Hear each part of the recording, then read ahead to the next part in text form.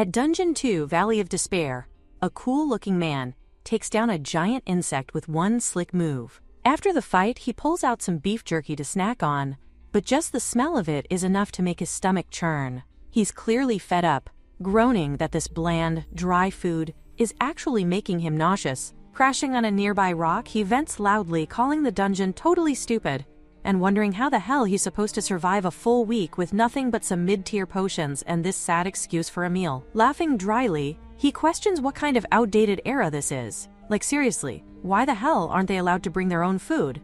But then wait, his nose twitches. Something smells good. Not just good, it smells delicious. And it's coming from a truck in the distance. Flashback to 20 years ago, when everything changed. After a mysterious tower, later called the dungeon, appeared, the world fractured. Out of that chaos, people with strange, supernatural abilities began to emerge. These people were called the Awakened, or Hunters. They went on dangerous expeditions inside dungeons, facing monsters head-on. Society was rebuilt with their strength, but not without a cost. Countless hunters lost their lives in the process. Back to the present, the food truck that's giving off that amazing smell is now desperately trying to get away from monsters. Inside, the owner is crying behind the wheel. Poor girl isn't a hunter, can't fight, and is 100% sure this is the end for her. Her name is Juin. She's just a normal girl who awakened as a food truck owner. She sees the dead end coming fast, panic rising, but suddenly bam! A passive skill activates, making the truck bulletproof. She's huffing, trying to calm her nerves, when her fluffy cat reassures her that they're safe. It's the first time this passive skill has triggered, and apparently, it'll activate every time she's in this kind of danger. Juin breathes out a shaky laugh. Low-key, she's hella relieved. She asks the cat which floor they're even on. The cat tells her they're on floor 4. All the audio channels are still buzzing about hunters and dungeons like usual, stuff that has nothing to do with her. She used to be a happy girl, just trying to live her dream, running her little food truck business. She had just debuted with the truck when the system threw her a curveball. Bam, she awakened. Not as a hunter, but as a food truck owner. She still remembers the day she got the notification. Juin stared at the status window, her eyes going wide as a million screens popped up in front of her. She shouted, "What the hell is all this?" And honestly, valid. But right now, she's just happy she didn't get assigned a hunter class. Still, she did think it was a little sus when that page popped up. Her cat tells her she should open her shop again, and she nods. With her new skill, she even gets free ingredients, which makes everything 10 times easier. Suddenly, a system quest appears. She has to make sandwiches. Right now, Juin groans. She knows storing them will just make them all dry and sad. But she doesn't have a choice. She's got to follow the quest if she wants to level up. She picks up Blackie, her cat, who complains that animals aren't allowed in the area. Juin snaps back that this is a food truck, not a pet cafe, and his fur gets everywhere. Blackie argues that he's a spirit, not just a cat. And anyway, there's no customers right now. Juin sighs, totally over it. She's got so much to do and so little time. She tells herself to hurry up and gets to work washing the ingredients, prepping everything. While slicing up some fresh stuff, she glances at Blackie again and admits that she always wanted to raise a cat, just couldn't, because of her past circumstances. Blackie tilts his head and asks what those were, but Juin suddenly remembers she has stuff to prep and waves him off, telling him to stay right there while she finishes the sandwiches. She sneaks a bite of the egg and, oh wow, it's fire.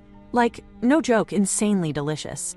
Then she slices up a block of cheese, adds butter to the saucepan, and goes heavy on the meat. Unlike her mom, who was super stingy with it, she's planning to be generous with the bacon.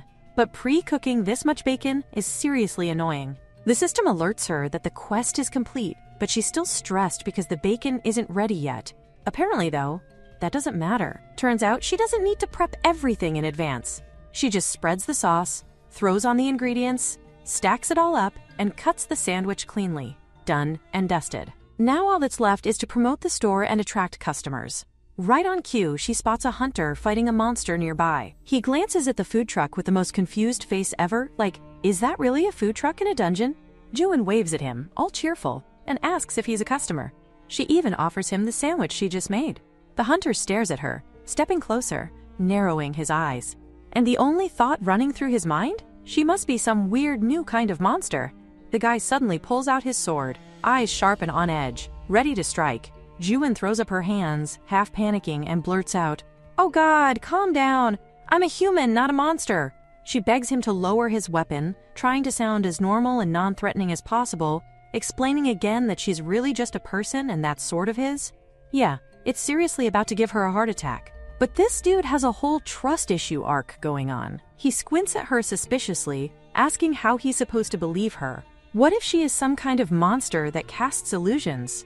Juin rolls her eyes, completely done with this nonsense, and tells him straight up that he's the one crossing the line now. Like seriously, does he think every little thing can be solved by swinging a sword around? Then right in the middle of all that drama, they both hear his stomach grumble loudly. Juin stares at him, and the guy finally realizes what's actually been messing with his senses this whole time. Her truck. The delicious smell that's been haunting him? Yeah, it's all coming from that food truck. He looks a little embarrassed now, and she can't help but giggle inside, especially since she named the truck after herself. He narrows his eyes at the sandwiches, asking if they're actually real or just for display. Juin scoffs and points out that if he can smell the mouth-watering aroma, then obviously they're real. The guy sighs and says that even if this is all an illusion, he's ready to fall for it. He asks the price. It's 7,000 won for one sandwich. He looks offended. Seriously? 7,000? Cue Juin going full sales pitch mode. She starts yapping about how it's big, packed with high-quality ingredients, has amazing taste and smell, and wait for it, comes with 2 eggs per sandwich, plus good quality bacon and fresh lettuce. She's trying hard now, desperation kicking in. She pleads with him, saying she really needs to sell at least 10 of these today. She thinks to herself that this guy is seriously a tough customer. But she has no choice. She tells him she'll give it to him for 6,000 won, just because he's her first customer. He tilts his head, clearly thinking about it, then finally agrees. Juin lights up and quickly asks if he's paying with cash or card. But plot twist, he says he's got neither. No cash, no credit. He does, however, pull out a magic stone like it's a valid form of payment. Juin stares at it, disgusted. This thing's just a rock, brother. But whatever, since he's her first customer, she lets it slide. He thanks her and starts to walk off, but then pauses. Something about that rock suddenly seems not so ordinary. Before he leaves, he turns to her and says everything depends on her now, and casually wishes her good luck with her sales. But the second he takes a bite, boom, he's stunned. It's too good. Meanwhile, Juin is back in her sad girl era, low-key depressed that she only got one customer. But hey, she's still happy that she made at least one person eat and enjoy her food. She did treat him like royalty since he was her very first customer. Blackie side-eyes her and points out that it actually seemed like he was the one giving her the special treatment. Just then, the guy comes back. He calls out to her, and Juin, surprised, is like, huh? What now? He tells her there's a problem with the sandwich. Her heart skips. But he smirks and says the issue is, it was too delicious. It was his first time eating such a fresh and yummy sandwich, and he's here again because he needs another one. Juin is all flustered now, reminding him that he literally said he had no money. He admits he still doesn't, but they can work out a deal, right?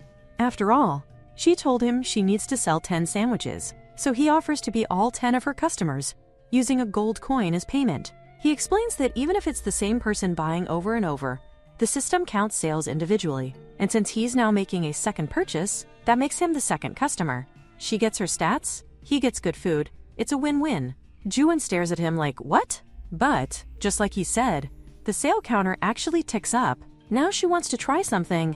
If he buys another sandwich right now, will he be counted as a third customer? Or is it just going to be seen as an add-on to his last order? He's down to test it, so they try it. He makes the purchase again, and they watch. Turns out, the system doesn't count it as a new customer. The sale counter doesn't move. That's when they both spot the red line. Thanks to the unintentional help of her first customer, they figure out something important. The red line she always thought was just some border, it's actually the entry line to her store. Basically, if someone enters the space, buys food, but never exits the red line and keeps buying, they'll still count as one customer. But if they exit and come back in, new customer. Thanks to that discovery, she manages to safely complete her first quest. The guy congratulates her. Juin smiles, thinking it's all thanks to him, but he humbly denies it. Turns out he was already short on food rations, so this whole food truck situation low-key saved him. He wishes her lots of sales and turns to walk away, but Juin suddenly calls out to him. He looks back. She dramatically asks for his name. He blinks, then just starts laughing. She tells him to shut up, all she did was ask for a name. He's like, yeah, but you asked it like you were confessing your undying love or something. She glares. Enough. But still, it seems like she's never gonna forget his name. Juyuk. Juyuk notices the food's all ready again.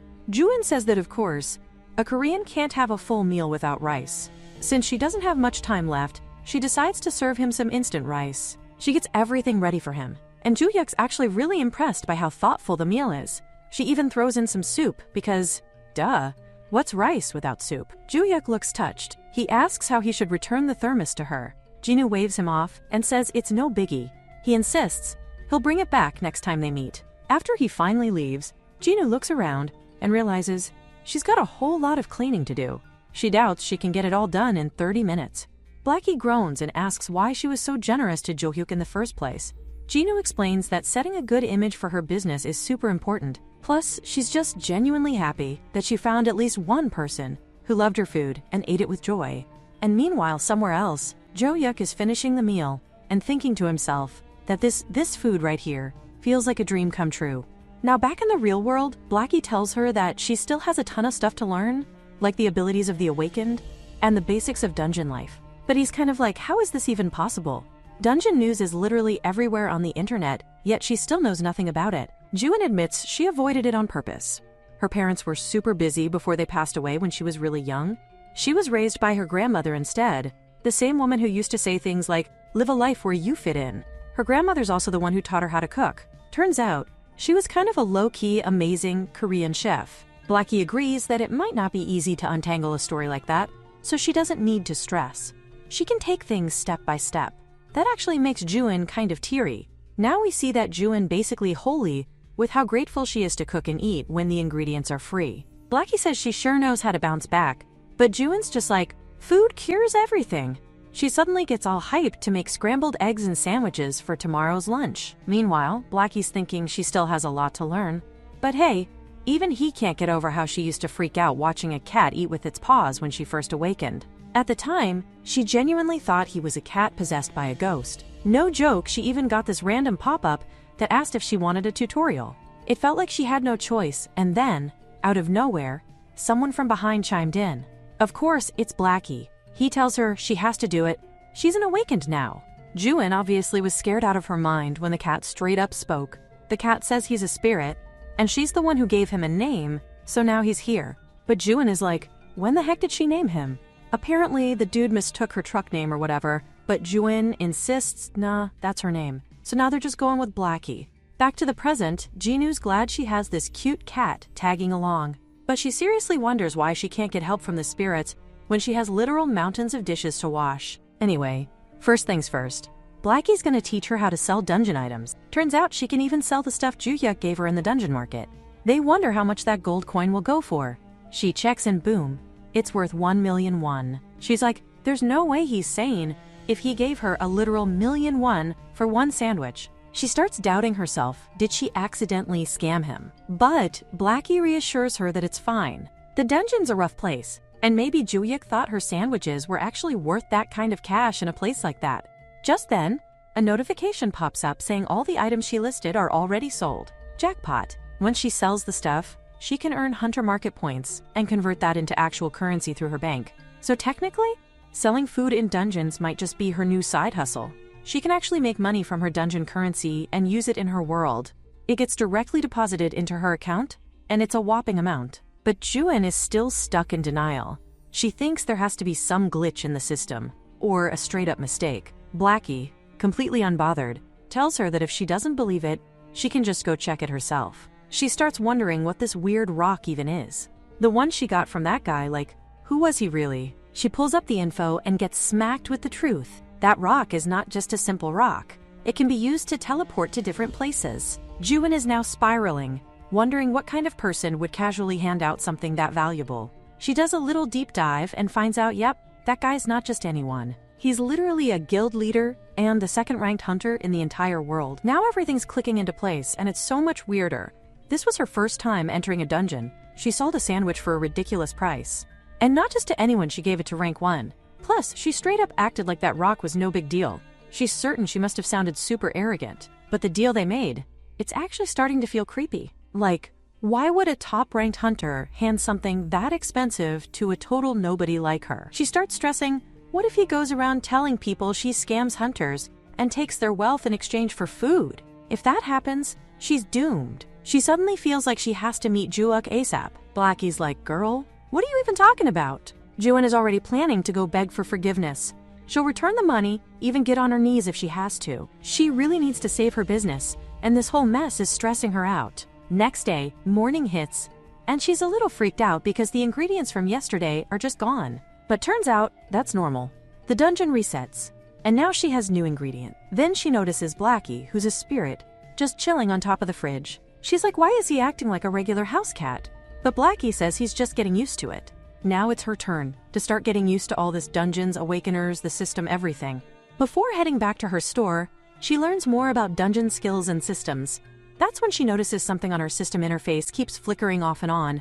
Thinking about it now, it reminds her, didn't she win some kind of lottery for finishing that tutorial quest? She plans to finally use it. The reward box shows up. She asks Blackie what he thinks it'll be, but he's not holding out hope. He's like, it's probably gonna be something useless. She opens the box, and it's a kitchen towel that never gets dirty. She's actually thrilled.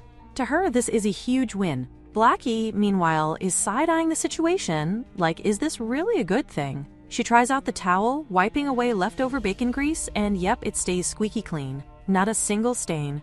She gets all hyped and starts wiping the entire kitchen. And somehow, after all that, the cloth still looks brand new. She's genuinely excited that she won't have to waste money buying new towels or spend time constantly washing them. Blackie just stares, thinking she really is the type who gets satisfied with the tiniest things. Before she knows it, she spent half an hour cleaning the kitchen. Now she's thinking about how to invest her 100 skill points. For now, she decides to delay leveling up where the wheel takes, a teleportation skill that lets her go to places she's already visited. Since she's only been to one dungeon floor so far, the 4th, there's really no point upgrading it now. She figures she'll explore a bunch of areas first, then level it up once she has options. The only floor she's been to is still that 4th one, so upgrading the skill wouldn't help her yet and might actually pull her away from her business. Since her passive skill runs on auto mode, the one she needs to focus on right now is her license skill. Blackie thinks she made a smart move. She's prioritizing customer safety, and he's sure her business is going to do great. Finally, she manages to get tables and chairs for her sitting area. Now that she has that bulletproof truck, she can safely arrange the seating inside the red zone line. She gets a notification asking her to set business hours. She thinks 2 hours should be enough for this new zone. She's really hoping this next location brings in a crowd. With that, she activates where the wheel takes. And just like that, her business is ready for day 2. She is here, standing in a very creepy cave, making her wonder what kind of place this even is. It's the 3rd floor of the dungeon, and weirdly, it's not listed among the explored areas. That makes her suspicious. Maybe her skill is guiding her into unexplored zones? Yesterday's floor was also an officially explored area, yet there weren't many people around. She's all bummed out now, like of all places her skill could have found, why this useless backwater of a dungeon? She sighs, thinking there are still sales she needs to make. She starts prepping the food, wondering how she always manages to forget about the prep time. These aren't simple sandwiches she can slap together in one go. Maybe it's kind of a relief though there aren't many customers right now. Next time, she decides, she'll make sure all the prep is done before she uses the skill to open for business. When the food is ready for seasoning her specialty, she gives it a little taste test. And yeah, it's amazing. Once she finishes marinating the frying pork, today's menu is officially complete. Suddenly, someone comments that it looks yummy. Turns out it's Blackie. She raises a brow, wondering when the heck he turned back into his cat form and got into the truck. He just shrugs like, wasn't it her who told him that his big OL cat form gets in her way when she's cooking? She throws him a sarcastic look. She was going to offer him some food, but it seems like the guy only shows up in his small, cute cat form when he smells food. Still, she gives him a bite, telling him it'll taste good since she just made it. His ears twitch all happy, clearly vibing with the taste. Honestly, even last night, Blackie was thinking the same thing. She's super quick with her hands. She herself feels like she gets more motivated now that the ingredients come in such large batches. But now it's time to move on again. She's glad they're leaving, because being stuck in an unexplored area wasn't helping anyone. They arrive at a new spot, and unfortunately, she completely overlooked one small but crucial thing, a mattress. Now she's straight up freezing to death. The thing she overlooked? Her luck stat is literally 0. Like rock bottom, no chance of a good day 0, she's that unlucky. Blackie tries to hype her up, saying she should think of it as training. I mean, she'd be doing this kind of stuff at an Awakener's school anyway. She glares, like how can he say hell-level things like that with a straight face right now? She remembers that the Awakeners, training schools, are supposedly brutal, hellish, even. She never really needed to attend one since her class didn't require training. But now? Now she's thinking she's actually going to freeze to death in this place, so she checks if she can grab something helpful from the market. Blackie teases her, saying that with her current level, all she can do is get on her knees and beg a level 1 slime to spare her life. She finds a hot fan and grabs it. It's actually kind of helpful in keeping her warm. But even with that little win, she doesn't realize that the real tragedy hasn't even started yet. Even after opening up for a whole month, she doesn't get a single customer on any of the days. Like, not one. She's basically spiraling at this point. Today's slump feels freakishly intense. She woke up at dawn to prep food again, even though she hasn't had any real customers. And the ingredients disappear after midnight. She still cooks every day, holding out hope for at least 2 or 3 potential customers. But here she is, with 0 sales to show for it. She asks Blackie what it felt like for him when he awakened. Because honestly, she's never felt any joy ever since she got her own awakening. The worst part is being forced into the dungeon without any choice in the matter. Still, lately she's been feeling a weird sense of purpose. They say awakened ones are only allowed to bring water, beef jerky, and potions into the dungeon, which means she can offer them something warm and real to eat. That thought alone made her want to give everything she's got. She's tried to do whatever she can to help others. But the dungeon hasn't exactly been kind to her. She's the only one who can cook here, and there's no one she can ask to help her, even if she wanted to. Blackie agrees it honestly makes him want to help her, seeing how hard she works. But there's really nothing he can do other than talk. Then comes a system notification. Tea time is up, and she can move on to another location. She sniffles a little but agrees. Even if she didn't get customers, it wasn't exactly lonely. After all, she had Blackie with her the whole time. The cat mumbles to himself that out there are definitely people who need her help, and honestly, she's already managed to kick one spiteful thing out of the dungeon world. Now they're transported to their new location. And boom, we see this guy from the very first chapter. At the start, he's staring at the truck, just frozen in place, looking at it like he's in total denial that what he's seeing is actually a food truck. Juin is happy that they've finally made it to the 2nd floor.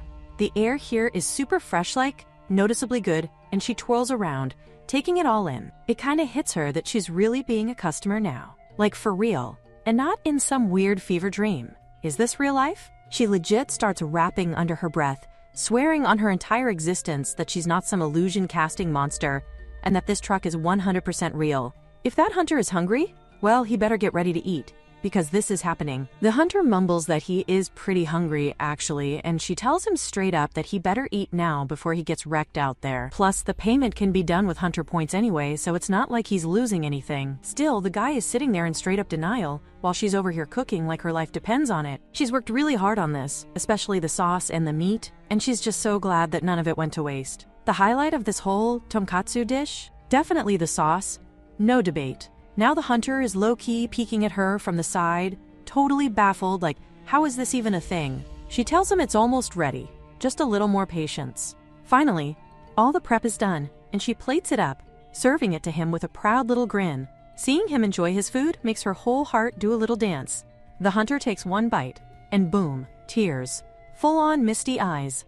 She stares at him, kinda shook, and asks why he's crying. He says it's just been so long since he's eaten anything this good. Like, it's actually delicious. And that really hits Juin in the feels. She's actually about to cry too. Watching someone enjoy her food like this? Peak joy. Meanwhile, somewhere else in the dungeon zone, Juoyuk is scrolling through his phone, looking at people going off online about Juin's food truck. The hype is real. But then, someone drops a runaway kid comment and asks him what the update is. Juoyuk claps back, saying even he wouldn't dare go handle the 5th floor without a healer, so what even is that guy talking about? But the other guy keeps pushing, asking why Juoyuk mentioned the 5th floor raid in an official event. Seojin side-eyes Juoyuk, telling him he's acting sus. Juoyuk tries to flip the convo and asks, what are the odds of running into that food truck inside the dungeon? Seojin just smirks, totally seeing through him, and calls out the deflection he's already seen the news about the truck. Duh. But Juoyuk drops a bomb. He has encountered that truck. He even whips out a sketch straight up guessing the look of the girl, the truck, everything, and says that it should be easy to find her with this, right? Seojin squints at the sketch and says it won't be hard to locate her at all. The real question is, what is Juoyuk planning to do once he finds her? Juoyuk just stares at the drawing, lost in thought. If his hunch is right, then she might actually be the most insane god-tier person among the awakened right now. Seojin watches him for a sec, then shrugs. Ju-hyuk finally adds one more thing. If Seojin does manage to find her, he wants their meeting to be kept totally under the radar. No clout chasing, no loud announcements. Just them, in secret. And not to let this leak anywhere. Yeah, Ju-hyuk makes that clear. He smiles to himself, thinking that, more than anything, he really just wants to return that thermos to her. On the other hand, Juin is lying in bed, staring at the ceiling and muttering how badly she wants to return that stone to Ju-hyuk. Keeping it is actually stressing her out. Like, seriously, this isn't just some random rock. This is an item the Taebaek Guild is willing to drop a mountain of money on. If she so much as accidentally lists this thing for auction, her personal safety and entire identity might just get exposed. She really doesn't want anyone finding out how her food truck even managed to enter the dungeon, or how she moves around inside. Blackie, sensing her mood, asks how she's feeling. She says she's fine, just a little feverish, nothing crazy. Still, her mind goes to the recent news about Ju-hyuk and the 5th floor raid. She sees his interview playing, and honestly, the guy looks like a whole celeb now. Her thoughts drift to that terrifying 5th floor, the one where everything was just flames, so red it hurt her eyes. It felt like the fire was waiting to swallow up everything the moment you stepped in. That overwhelming dread, she still remembers it. She had met Jurak back on the 4th floor, and even that was already brutal. Like, the 3rd stage is for mid-tier hunters, but she had stumbled into the 4th? As a beginner? Who had just cleared the tutorial quest? Yeah, that wasn't normal. She figures Ju-hyuk must have already caught on to her skills, so it'd probably be smarter for her to go meet him before he comes looking for her. Next day, we see her in the guild. Don't ask how, but somehow she managed to sneak into the guild, one of the greats. And wow, this place is huge. Like, am I in a palace? Huge. Now she's low-key panicking, wondering where Ju-hyuk's office even is. But before she can figure it out, this massive dude appears behind her. Like, seriously, he's built like a truck, and easily over 2 meters tall. He asks her why she's looking for the guild leader's office. She turns around and immediately regrets it. This guy? He's a walking mountain. His muscles are barely contained in his clothes. His presence is straight up terrifying. Seojin squints at her and says he's never seen anyone like her here before. Then he hits her with the bomb. Asks if her name is Juin. Instant panic. She freezes. Like, how the hell does he know her name? And he doesn't stop there. He asks if she's 21, says she looks way younger to him. Now that she's actually looking at him properly, she realizes she has seen this man before. Wasn't he in the Bull Terrain news report? Seojin casually asks again, how old is she? She's scared for her entire life right now. Voice trembling, she tells him yes, she's 21. Now, a personality like hers? The type that's never snuck around or lied in her entire life? Yeah, this whole thing is pushing her mental health to its absolute limit. After a whole exhausting day of anxiety, fever, and tension, the person she runs into is this terrifying man, reciting her personal information like he's reading her diary. And just when she thinks it can't get worse, he hits her with one more question: if she run a food truck? Yeah, no, that's it. Her mental stability is officially gone. Brain, short-circuited. She loses consciousness on the spot. Seojin, now absolutely shook, panics hard like he's full-on yelling at her, trying to wake her up. Now we see that Ju-hyuk bursts into laughter, clearly amused. It seems like Juin misunderstood, thinking he was trying to threaten her. Seojin quickly chimes in, insisting that he didn't do anything of the sort. He only approached her because she looked like the girl he had been searching for. Ju-hyuk nods along, unfazed, like yeah, he actually said all of that to her face. And with that face of his, the man looks stone cold 24/7. Even when he smiles, it's like a blink and you miss it glitch in his expression. He jokes that she might get scared again if he lingers, so since his job's done, he should probably bounce. As Seojin's leaving, he playfully claims that Ju-hyuk will never find someone as good as him. But Ju-hyuk just shrugs and throws shade right back, saying that Seojin doesn't exactly have the most likable face to begin with. Later, Ju-hyuk goes to check on Juin, who's now asleep. He's low-key glad she remembers his name. But just as he leans in, she jolts up, bumping her head right into his. She instantly starts apologizing, a mess of flustered energy. He watches her. Amused, it looks like she just woke up, but she's already making an impression. She's shocked to hear that she had passed out, and even more surprised that he was the one who found her. Ju-hyuk teases her a bit, saying he had heard she only runs a food truck, but apparently she delivers meals too. Juin laughs and tells him it's not that deep, she's just trying to get into the guild. He asks if she's okay now, and she jokes that she was kinda sick yesterday, but thanks to Seojin, she got the best coma nap of her life. Ju-hyuk casually mentions that Seojin has been his homie for 20 years. They go way back. He admits that yeah, even he gets spooked by Seojin's intense resting face sometimes. Juin laughs at that, saying it's kinda harsh to say that about a friend. But Ju-hyuk just grins. He's being honest. Then, he gets more serious. He says he knows she's here because of the stone, and Juin almost chokes on her food. It's obvious she's bad at lying. He offers her some water, his expression unreadable but sharp. He tells her straight up that he checked the dungeon entry list, and her name wasn't on it. Juin is stunned. She had no idea something like that even existed. Ju-hyuk explains that it's a policy meant to prevent criminal activity inside dungeons. And now, she's spiraling, realizing she technically entered without the government knowing. She lets out a nervous laugh, pretending it's not a big deal, but Jo-hyuk sees right through it. He then asks if she sold any more food after their first meeting. Juin says no, she kept exploring the uncharted areas instead. But she did finally land her first customer in a whole month on the second floor. She lights up talking about it, proudly sharing how she cooked a bomb fried chicken and rice combo just for him. Ju-hyuk notices how her entire vibe changes when she talks about food. Her passion is legit. Anyway, she says she came to return the thermos. Jo-hyuk tells her that eating food in the dungeon is nothing short of a miracle. The flavor, the smell, it's insane. Nobody else could pull that off. Juin smiles, agreeing a little shyly. Then, he switches topics again, asking if the skill that lets her enter the dungeon is passive. But Juin just blinks, she has no idea what he's talking about. Jo-hyuk smirks that sly little smirk of his, and asks what she thinks the reason is behind him giving her that stone. Juin is totally lost. She genuinely has no clue. Finally, he drops the question. Has she been to the unexplored area on the 5th floor before coming here? Cut to flashback. Juin is talking to Blackie, her shadowy sidekick. She's freaking out about already meeting Ju-hyuk on the 4th floor, and how it might have revealed way too much. She tells Blackie she plans to lie but mix it with some truth. The fact that she can randomly reach the 4th floor is thanks to her skill, but it only works within the range of dungeons where the monsters are beatable. That way, no one will figure out she can reach beyond the 4th floor. Back to the present, Ju-hyuk can tell she's been to the 5th floor. He gets up, ready to say something, but then freezes. Juin is on the floor, on her knees, begging him to spare her just this once. She insists it was only that one time. Juin is visibly confused, like, what even is she talking about? Just then, a teammate walks in with some documents Juin has had requested.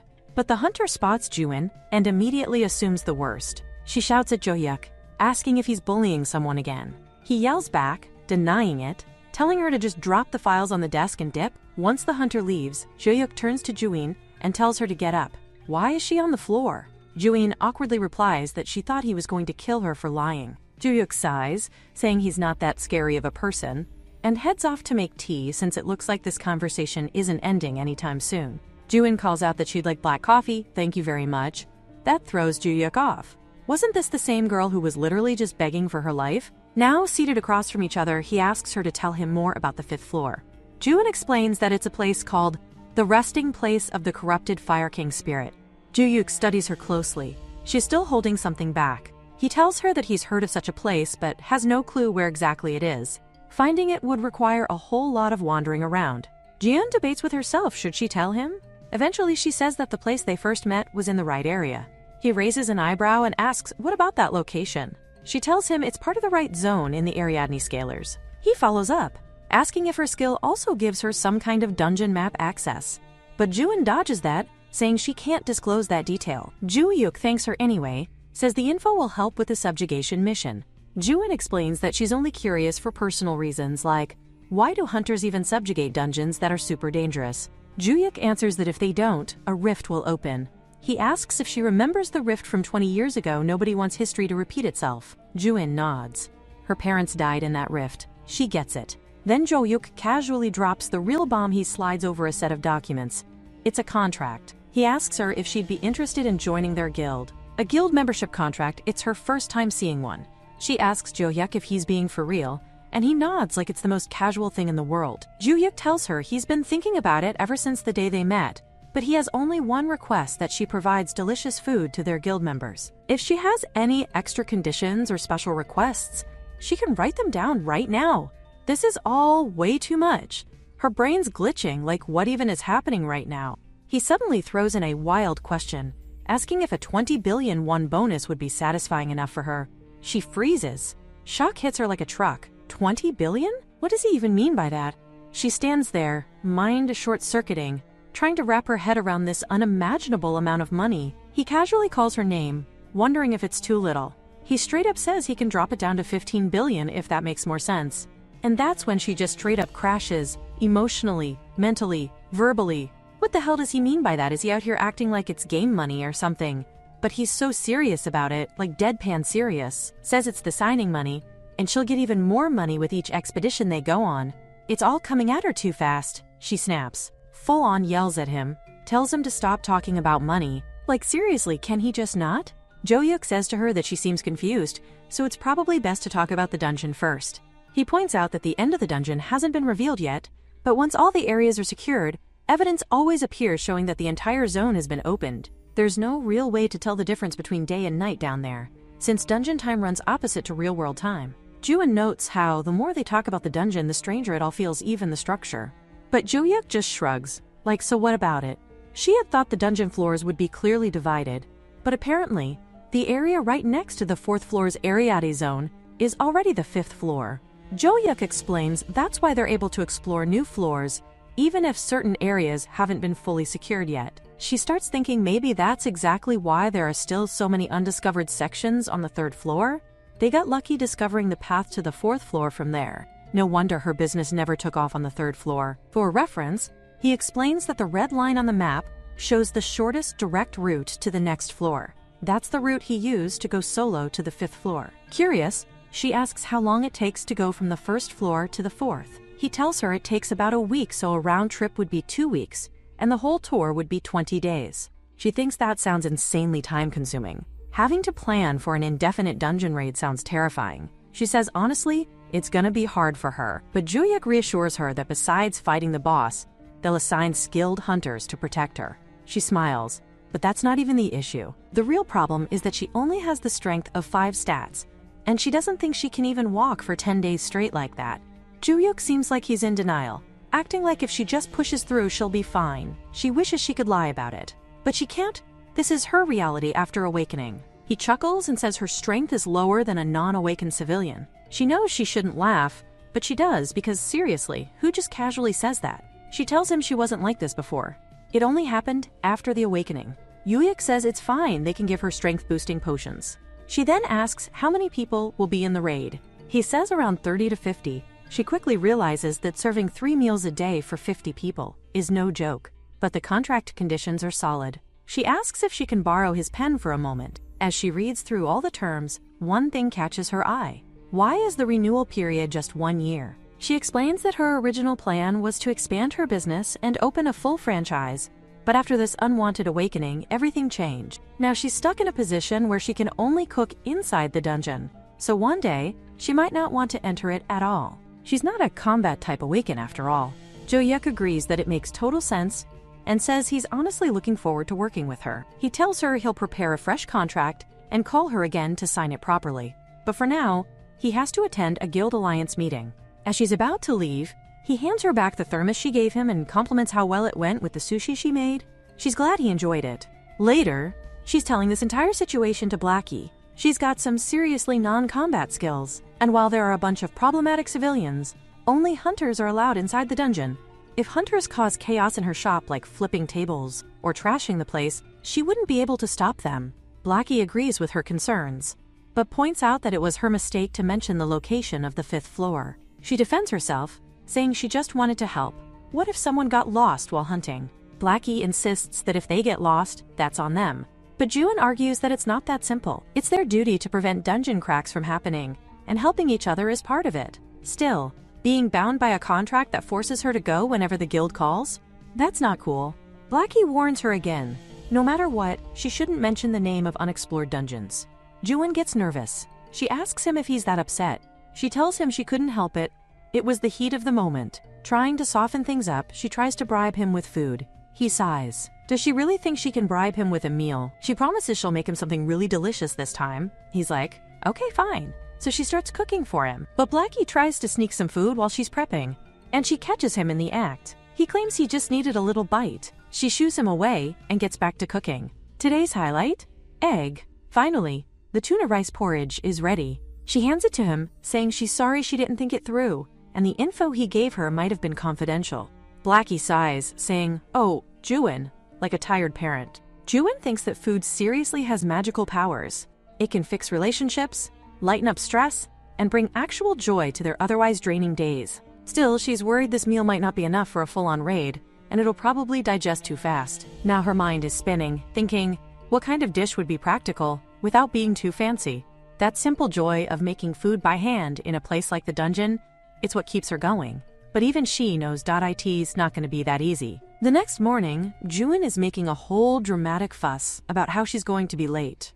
Blackie asks her what the heck she was doing staying up so late then, and she tells him it was for something important before handing over house duty to him like she's going off to war. When the paper flips over to Blackie's view, he sees she's already planted 2 whole months worth of ingredients for food for the next 50 days.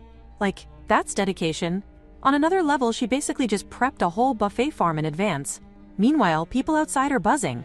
Joyuk and Yura, the iconic duo known as the top-tier bakery team of the whole world, are standing there like celebrities. Seojin shows up too, holding flowers, but the way he's gripping them makes it look like he's about to throw hands with a bouquet.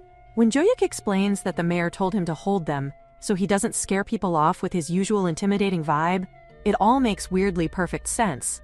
Finally, the taxi pulls up at the guild, and Juin steps out, totally confused by the massive crowd. She turns to Jo-hyuk, wondering if entrance ceremonies are always this extra. He tells her nah. It's just that the guild members are way too hyped to see her. Seojin gives her flowers, technically as a welcome, but the vibe is more like, you better cook us something god tier. All the hunters are practically begging her to feed them good stuff once they're down in the dungeon. Juin has to calm everyone down before it turns into a riot like, okay, chill. She gets it, they're all super serious when it comes to food. When the formal stuff finally wraps, someone walks up to Juin. It's Yura. She drops the info that she's been assigned to handle Juin's security. Joyuk's not even phased. But when Yura starts yapping mid-announcement, Joyuk gives her a look before turning to Juin, ready to do introductions. He announces to everyone that Juin will be the one in charge of cooking their meals in the dungeon now, and asks if she's got anything to say. Juin steps up and says she's got materials prepared. Oh, and she baked cookies too, so yeah, she hopes they'll munch on those while she talks. She whips out a whole rough plan of the meal schedule for the next 30 days, built for 80 people. She explains rice and kimchi are going to be the default side dishes. Yeah, there might be some repetition, but she promises to keep it minimal. The hunters are already acting like she just told them they're winning the lottery. Even raw rice has them emotional at this point. Then she drops a twist. She's got a bonus plan. Anyone who works hard in the high-intensity zones gets to pick a dish of their choice. Suddenly, the whole squad is fired up. They're literally out here strategizing how to do the most monster damage just for a chance to eat Juin's winner's meal. Juin's wondering if she should keep going, but Yura tells everyone to zip it since Juin's not even done yet. Now it's dessert time. And yes, they're all getting dessert too. Juin confirms they'll be getting cake, ice cream, fruits, or even chocolate. But she's got some concerns like who's gonna wash all these dishes. The moment she mentions it, people are falling over themselves to volunteer. Problem solved. She adds that it'll be self-service, but she's worried some people might end up with smaller portions. That gets another team fired up. Thrub says they'll form a food distribution squad to keep things fair. Then there's the table and chair issue. Some are like, we don't even need them. We'll eat on the floor. Juin is genuinely touched by their cooperation and reassures them she'll give her best to serve food that's both delicious and nutritious. The energy levels shoot through the roof. It's like a whole cult of Juin just formed right then and there. Joyuk watches all of it go down and thinks this is honestly great. It's going to keep the hunters motivated, and he's beyond glad he recruited her. Time flies after that. The days blur by. Then, one day, while Juin is prepping for the 5th floor subjugation, something new starts brewing. Yura is clearly crushing hard on Blackie. She wants to know his name. Blackie, with zero effort, is like it's Blackie in his head. Yura finds it so wild that not only can this cat talk, but he's also smart. Jian, for one, is totally unfazed like, yeah, a talking cat in a world full of dungeons? Not even surprised. Yura, though, is acting like she just discovered a magical unicorn. She finds Blackie insanely adorable, but Blackie is low-key fuming. He's not a pet, okay? Yet here's Yura reaching out to pet him, and to be honest, he's enjoying the attention way more than he wants to admit. It's giving, secretly loving it. Expected behavior from someone who owns 3 pets. Then Yura asks Juin if she wants to say something, but Juin brushes it off. Though eventually, she brings up the idea of Yura working part-time at her shop. Yura gets all sad because she's like, I suck at cooking, but Juin's like, nah, you won't need to cook. They just need someone to deal with the annoying customers and occasional monsters. That's something Yura can totally handle, so she's down for it. Jiyeon turns to Blackie, basically asking him to let Yura be part of the squad. Blackie would rather have Juin to himself, but whatever. He stretches out a paw and makes it official. Yura's now a food truck employee. Juin feels way less stressed now. Having Yura by her side means she can go pretty much anywhere, and now that her crew's assembled and they've got the short ticket cleared, it's time for the real business to begin. Out of nowhere, Juin hears her name being shouted. It's Yura. She's yelling for Juin to back off because it's dangerous. And sure enough, a massive monster is about to strike. Just before the monster can land its attack, Yura swoops in and saves Juin without missing a beat. She tells her, point blank, never to let her guard down in a dungeon. Juin, still trying to figure out what just happened, is totally confused why the heck is a boss-level beast showing up on the first floor. Yura casually explains that dungeon variables are wild like that. Anything can spawn in at any level. Then she tells Juin to hang on tight and give the monster a solid punch. They both tag team the beast with a clean combo punch and a high-key brutal kick, and boom, it's taken care of in seconds. Juin's standing there, seriously impressed, because Yura just went full-action hero mode. For real. It looks like this girl's side gig is being the next Bruce Lee. Yura even apologizes for handling it so rough, and double-checks if Juin's okay. She throws in a little flex, saying Juin just witnessed her true skills, so no need to stress about monsters or annoying customers ever again. Juin's all ready to activate the bulletproof food truck using her third wheel skill, but it doesn't trigger. There's some weird buffering issue like, okay, great timing. Yura asks if something's wrong, but Juin shrugs it off like it's whatever. She tries again, and this time the truck actually spawns. Some hunters nearby are buzzing, saying they think they just saw a food truck appear out of thin air.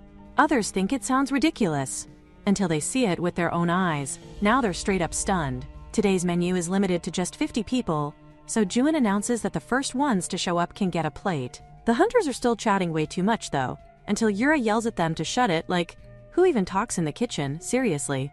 That finally gets them to zip it. Juin gets back to the food. She adds fancy rice into the pan, and the aroma hits instantly. Even Yura's tempted to buy one, but then remembers she's supposed to be on duty. Juin finishes it off with a drizzle of fresh sesame oil, and yeah, that's the final boss move for kimchi fried rice. No skipping that. She tells the first 15 people to come grab their meals, and also toss their cups in the trash bin by the driver's seat. The hunters take their first bites and get emotional real fast. They're literally tearing up from how good the food tastes. Juin feels ridiculously happy watching them eat, like this warm, cozy glow spreading in her chest. Once everyone's full and chilling in the truck, Yura's busy stuffing her face with free kimchi fried rice, living her best life. Juin asks her if every subjugation mission is gonna be like this. Yura says kinda sorta, and Juin asks her to break down more details about active skills. Now at the guild's training center, Yura starts the rundown. There are 3 types of active skills: instant cast, combo, and conditional.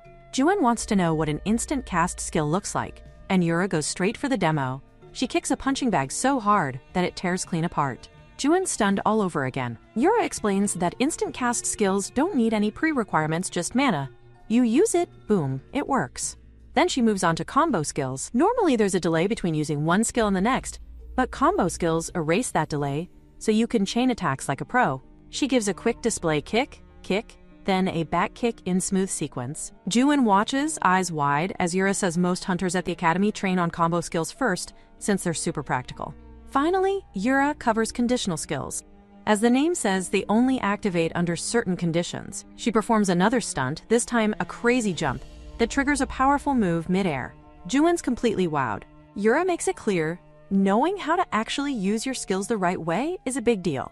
Studying each skill thoroughly is what separates rookies from real hunters. Juin takes notes like a straight-A student, writing everything down to lock it in. She lets out a sigh at the end, realizing today is the day. And something about it has her feeling all kinds of rebellious already. We see that they are now inside the dungeon, walking steadily while the hunters behind them handle the monsters with smooth, efficient strikes. Yura glances at Jiyeon and asks if she's tired, but Jiyeon shakes her head, saying that thanks to the buff, she actually feels light on her feet. They're relieved, it looks like. At this pace, they'll be able to reach the first campsite by sunrise. The mood is calm, almost too calm, until someone in the group casually brings up the topic of food again. They start saying they want 3 meals a day, like they're out on some luxury retreat. Jo-yuk immediately shuts it down. He tells them straight up that if they want 3 full meals a day, they're going to move slower. Way slower. But, he adds, if they successfully conquer the 5th floor dungeon, then sure, they can feast on 3 full meals a day on the way back. The hunters? Yeah, they're not having it. Instantly, chaos. Everyone starts making a whole fuss like, no way, no way! Like they were promised a 5-star buffet in the middle of a death zone. Jo-hyuk states that for this raid, meals will be substituted with jerky and potions, a practical but unappealing solution meant to sustain rather than satisfy. Juin, however, holds a different perspective, believing that 3 meals a day will suffice for their return. After breakfast, she reasons, the long stretch until dinner would leave everyone hungry and fatigued. This thought leads her to consider more convenient food options that can be consumed while traveling, simple yet filling choices such as sandwiches, hamburgers, or rice dishes. Given her ability to store items in her inventory, she recognizes that carrying such meals would not be difficult, and it would significantly improve morale. At that moment, the group arrives at the first campsite. An announcement is made that they will have personal time until dinner, allowing everyone a brief moment of rest after the journey. Juin takes in the scenery, quietly marveling at its beauty. The surroundings are serene, bathed in the soft light of morning, offering a rare sense of peace despite the dangers that lie ahead. As the morning progresses, she is seen cleaning her truck with diligence. Observing the others, she notices that every member is equally focused on their assigned tasks, each contributing in their own way to the team's preparedness. This realization strengthens her resolve. She understands that she too must fulfill her role properly. Ensuring that no one goes hungry becomes her responsibility, and she accepts it with quiet determination. Jo-hyuk approaches her during this time, noting her energy and dedication. His purpose, however, is not merely observational. He has brought something for her. Due to the armor's effect, her burn resistance has increased by 50%, and an additional effect known as a comfortable state has been applied. The uniform he presents is specially designed crafted from waterproof and non-staining material, tailored specifically for her needs in the field. It is both practical and considerate, reflecting an awareness of her role as someone who will be constantly working with food and heat. He also offers his congratulations once more on her becoming a member of the Clear Sky Guild. Acknowledging her place within the team, there is an expectation now, one that ties directly to her skills. He expresses anticipation for the first proper meal within the dungeon, subtly placing his trust in her abilities. Juin accepts this responsibility without hesitation, assuring him through her actions that he can rely on her. Though confident, she cannot ignore the sheer scale of what lies ahead. Preparing food for such a large group feels overwhelming, especially given the conditions they are operating under. Even so, she chooses not to step back. Today's menu is kimchi stew, a hearty, warming dish that can restore both strength and spirit. As she reflects on her preparations, she feels a sense of relief and gratitude for having asked Blackie to remodel the vehicle into a large-scale cooking truck. She reflects that asking for the remodel had been the right decision. For a moment, she considers that such a truck might not be the most suitable vehicle inside a dungeon. Yet now, as the cooking base stands fully prepared, it proves its worth. The setup is complete, and she focuses on the task at hand. The kimchi has fermented to perfection, rich in color and flavor, making it ideal for stew. As the cooking begins, the aroma gradually fills the campsite. Some of the hunters nearby begin to murmur among themselves, surprised by the comforting, familiar sound of food being prepared within a dungeon. It feels almost unreal. A few of them remark that the chopping sounds alone already surpass their own skills, noting that she handles the ingredients with precision and ease. Juin continues cooking with steady focus, carefully balancing the flavors of the kimchi stew. Once the main dish is underway, she decides it is time to prepare side dishes. Moving efficiently, she begins assembling them one by one, each dish adding another layer to the growing feast. Before long, an irresistible fragrance spreads through the area, drawing even more attention. Finally, the cooking is complete. Freshly cooked rice is prepared alongside the stew, its warmth and simplicity complementing the rich flavors perfectly. Some hunters, unable to resist the enticing smell any longer, approach eagerly. They admit that the aroma alone compelled them to come running and ask whether they can begin serving. She gives her approval without hesitation, allowing them to start. Soon, the hunters gather around and begin eating. However, as they serve themselves, a bit of bickering breaks out over portions. each worried about getting less than the others. Watching this, she briefly wonders if she has prepared too little food for everyone. Joo-yuk approaches her at that moment, expressing his gratitude for her hard work. He asks whether she has eaten yet, and she admits that she has not. Before the moment lingers, someone calls out to both of them, urging them to come and eat as well. As she observes the group more closely, she notices that the guild members seem somewhat uncomfortable with one another. She had initially expected a more cooperative and harmonious atmosphere, especially among them. Joo-yuk explains that after fighting together in the dungeon, there is no longer a need for formalities. The guild members are free-spirited by nature, and their interactions reflect that informality. Meanwhile, the reactions to the food become increasingly enthusiastic. Voices rise with praise, calling it incredibly delicious, far better than most restaurant meals. Many expressed disbelief that someone so young could cook with such skill and depth of flavor. Hearing these comments fills her with happiness, the satisfaction of her efforts clearly reflected in their enjoyment. At last, Joo-yuk takes his first bite. She watches closely, silently, waiting for his reaction. As he tastes the food, he comes to understand why the guild members are eating so eagerly.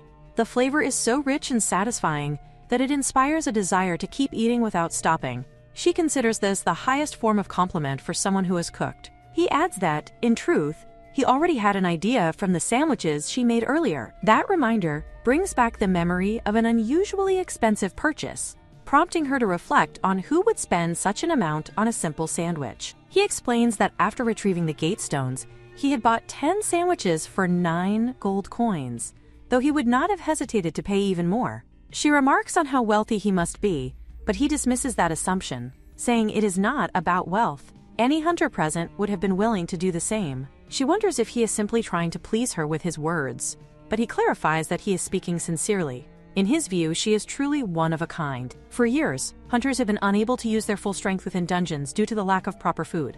Ever since dungeons first appeared 2 decades ago, this limitation has persisted. Yet now, she is accomplishing something that no one else has managed in all that time. To him, her presence is nothing short of extraordinary, a rare and astonishing miracle. Hearing this leaves her overwhelmed. Her face flushes deeply, and she struggles to respond. With no other words coming to mind, she simply offers her thanks. Though inwardly she feels as if she might collapse from embarrassment under the weight of such praise, she wonders whether her coming here can truly be called a miracle. She does not go that far in her thoughts, yet Joo-yuk casually states that he will focus on eating his meal for now. He is told to eat before it gets cold, and to pace himself. As he reflects on those words, it begins to feel like an even greater miracle that so many people are enjoying the food at this very moment. Around the truck, a faint but noticeable protective shield shimmers within a marked red line.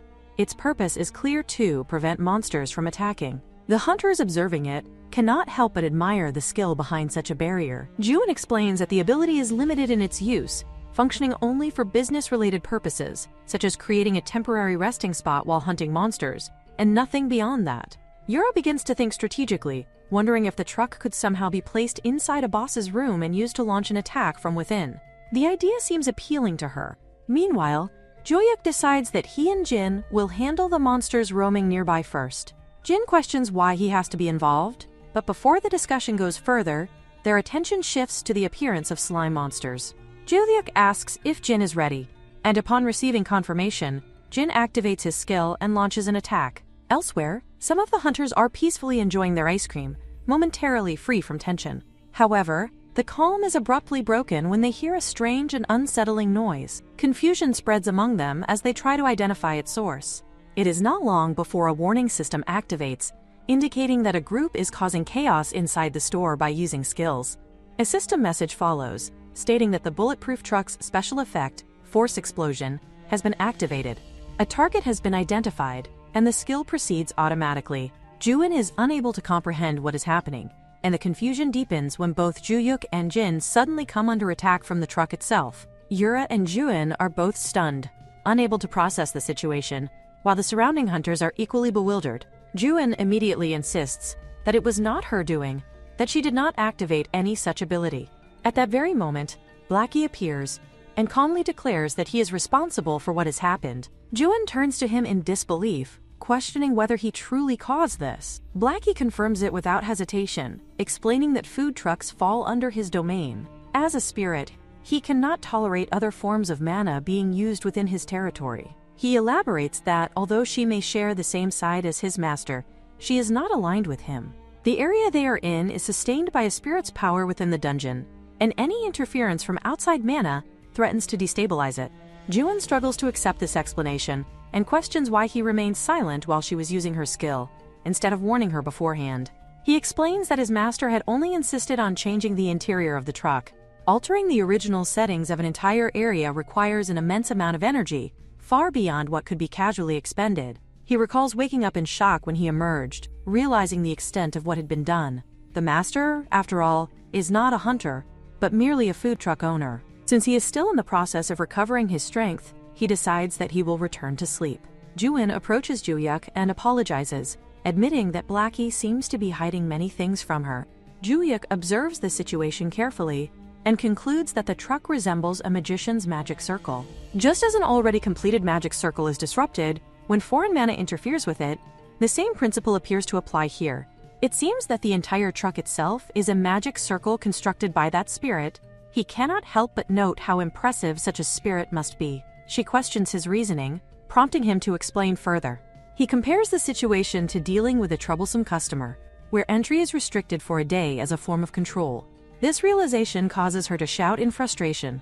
Meanwhile, Yura finds amusement in the situation and teases the guildmaster, remarking that both of them qualify as troublesome customers and should go outside to stand guard themselves.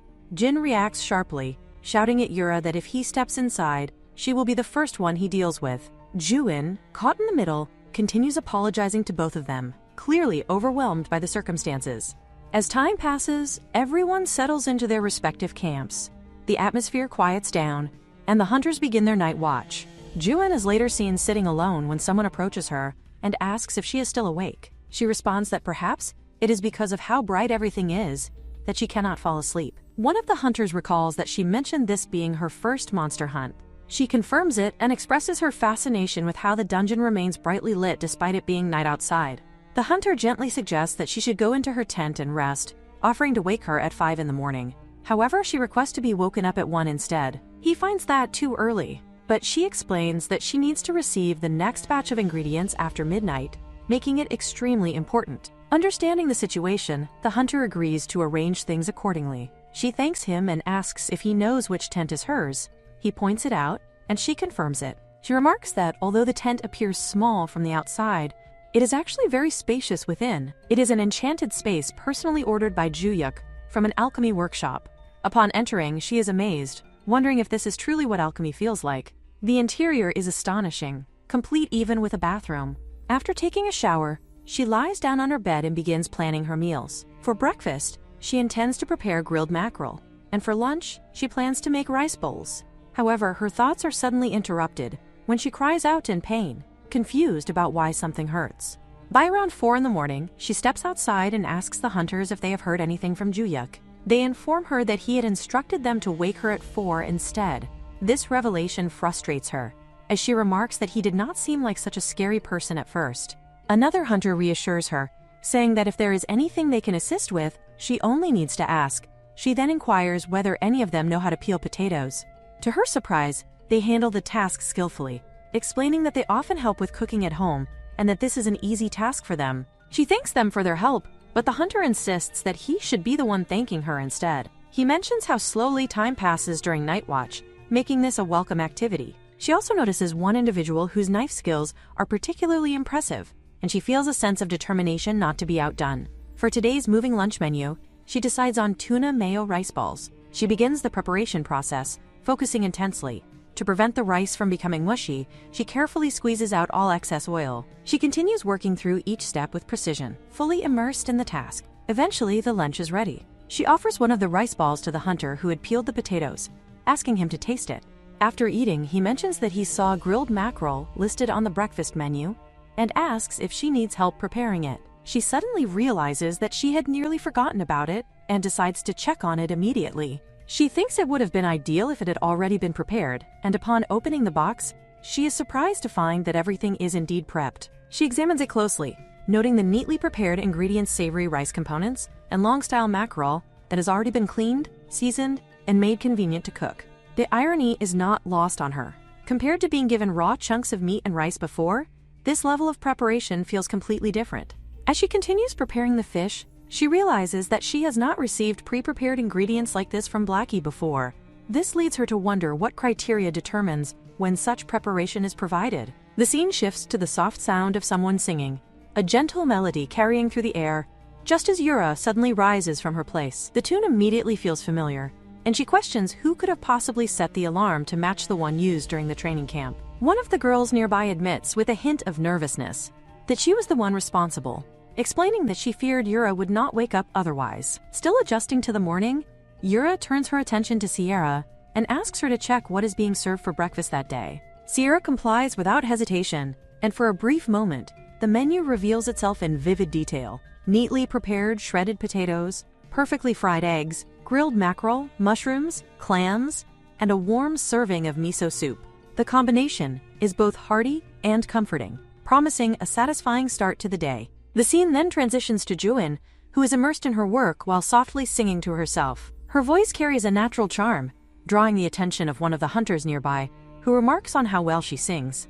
Juin brushes off the comment modestly, asking him not to tease her, and seamlessly returns her focus to cooking.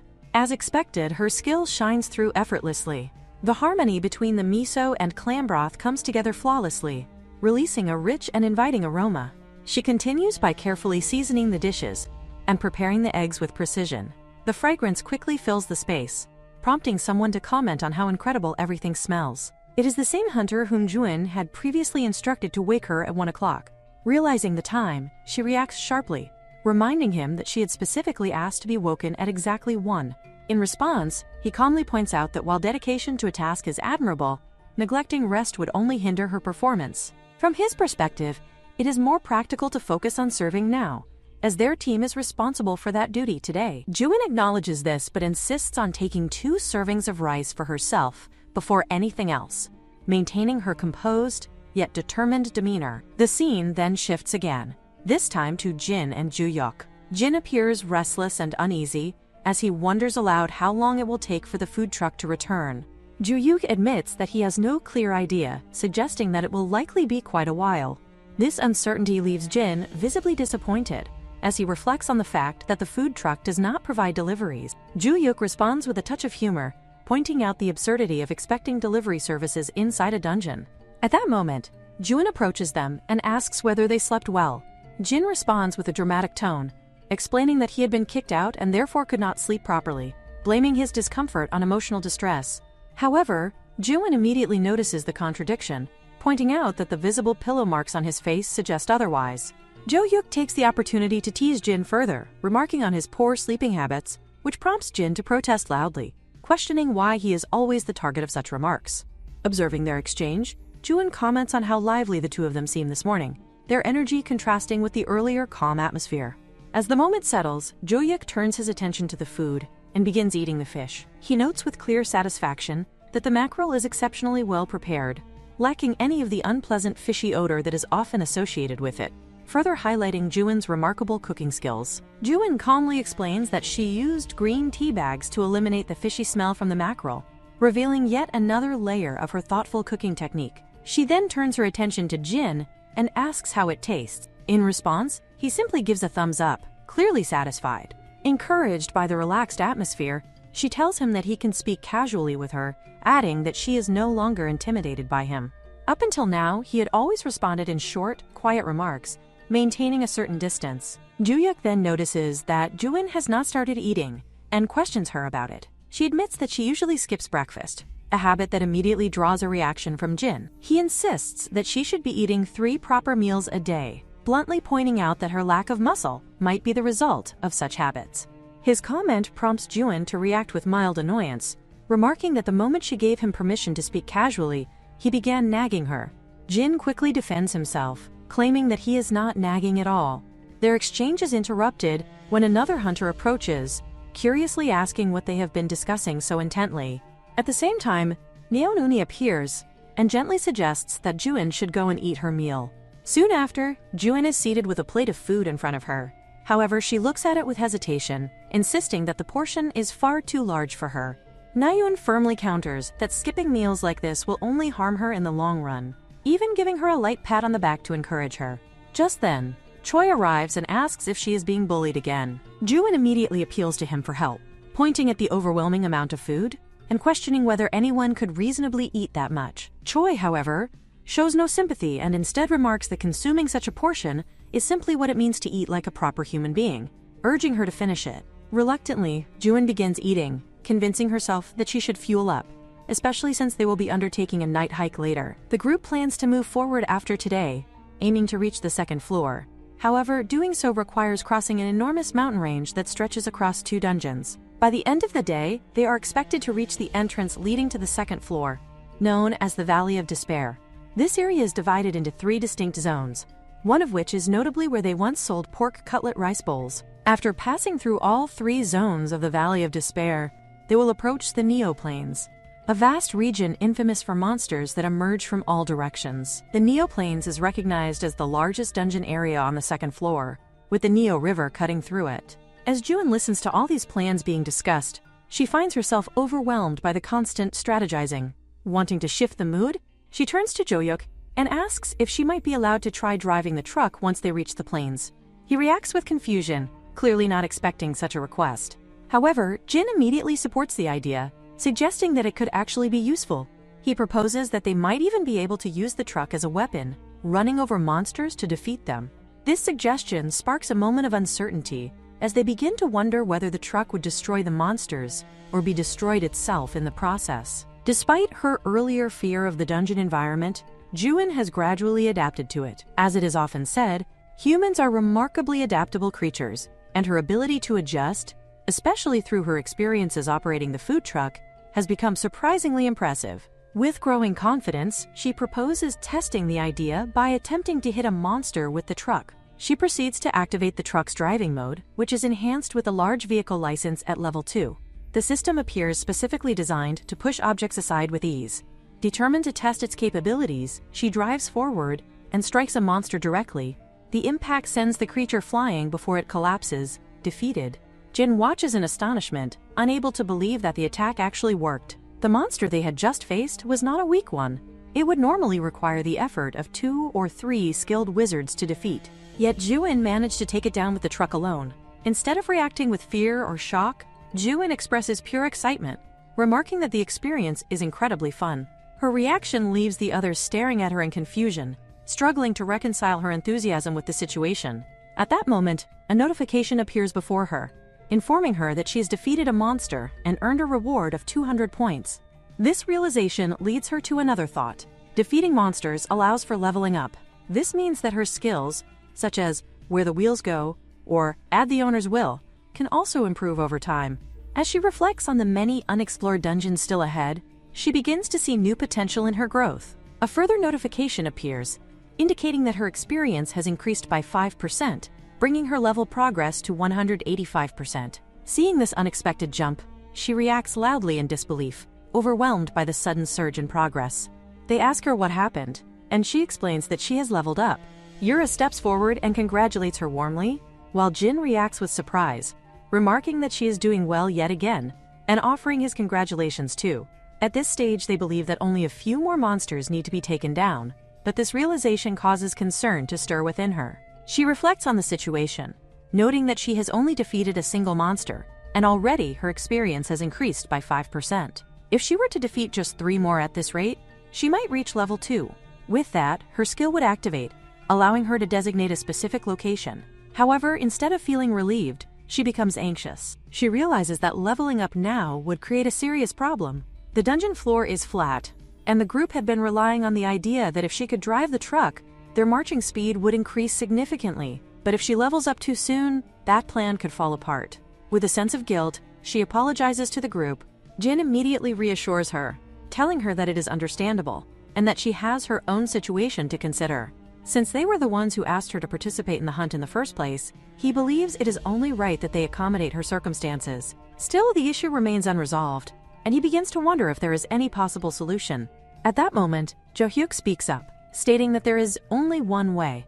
The others react immediately, protesting and suggesting that what he is about to propose is too extreme. Despite their hesitation, he insists that it is the only viable option. He reveals the existence of a curse potion, an illegal substance often used for criminal purposes. This potion is designed to hinder leveling up and growth. Even if she completes quests or defeats monsters, her level would not increase after consuming it. The effect can last anywhere from a week to as long as 2 months.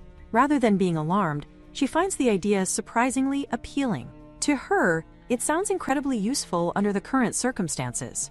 She expresses her willingness to use it and asks Jo-hyuk if he can obtain one for her. He admits that while it is illegal, it is not entirely impossible to get. Still, he questions whether she is truly okay with going through with it. She reassures him of her decision, explaining that once they reach the second floor of the dungeon, she will drink the potion and then take on the role of driving them. Even so, the others urge her to listen carefully before making a final decision. A thought crosses her mind, and she begins to worry about whether she might be punished simply for asking for such a potion. They quickly clarify that this is not the issue. Instead, they warn her about the potion itself. The curse potion takes effect with just a single drop, and its taste is beyond unbearable. It is described as something far worse than ordinary potions, like consuming a mixture made from the worst kinds of trash in the world. The sheer disgust it induces is so intense that it could make a person lose their will to live. A question drifts through the group about what might be served for lunch today, and someone confidently assumes it must be codfish. The thought of heading to the snack bar for it brings a sense of anticipation, as cod is considered especially delicious. In contrast, another girl reflects on how lunchtime has always been a lonely experience for Juin. To fill that emptiness, Juin has devoted herself to practicing cooking at home, preparing various dishes, even though she cannot possibly eat all of them by herself. The scene returns to the present, where Juk asks Juin if she has slept well. They have now arrived on the second floor, and she expresses her gratitude, saying that she was able to come comfortably thanks to him. He brushes it off as nothing significant. Juin then mentions that she will go and prepare dinner. At that moment, Jane approaches and questions Joak, wondering if he is unwell since his face appears unusually flushed. Without offering much explanation, he quickly rushes away, claiming that the second floor feels somewhat hot. Jane remains puzzled, assuming that he must have overexerted himself due to his weak stamina. Meanwhile, Tara reflects that she needs to work out after this subjugation mission. She cannot help but feel embarrassed as she recalls having fallen asleep, sprawled across Sam's chest, and she anxiously wonders if she might have drooled. Soon after, Yura arrives and hesitantly asks if she may come in. Juin permits her to enter. Yura apologizes, explaining that she had been changing and offers to return later, but Juin reassures her that it is fine since she is almost finished. She then asks Yura what brought her there. The focus briefly shifts to Sarah, who is working in the kitchen while thinking that Yura's concern might be excessive. Earlier, Yura had been deeply worried about Juin getting hurt, repeatedly checking on her condition and making sure she would not catch a cold. She had also been concerned about whether Juin was experiencing any muscle aches. However, back in the present, Juin insists that she is completely fine, explaining that her knee was only bruised.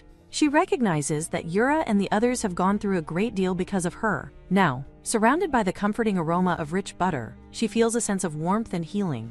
Juin returns to preparing the meal, moving with quiet focus as she works through each step. As she cooks, a thought crosses her mind, and she wonders whether Blackie might want a bite of bread. She glances around, half expecting him to appear as he usually does, but he does not show himself.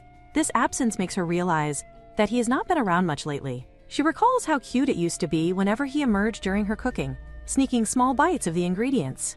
The memory lingers warmly, and she reassures herself that he will likely come out eventually. With that thought, she returns her full attention to cooking. Before long, someone informs her that the grill is ready. She responds that she will be out soon. Today's menu consists of barbecue, cream soup, and garlic bread.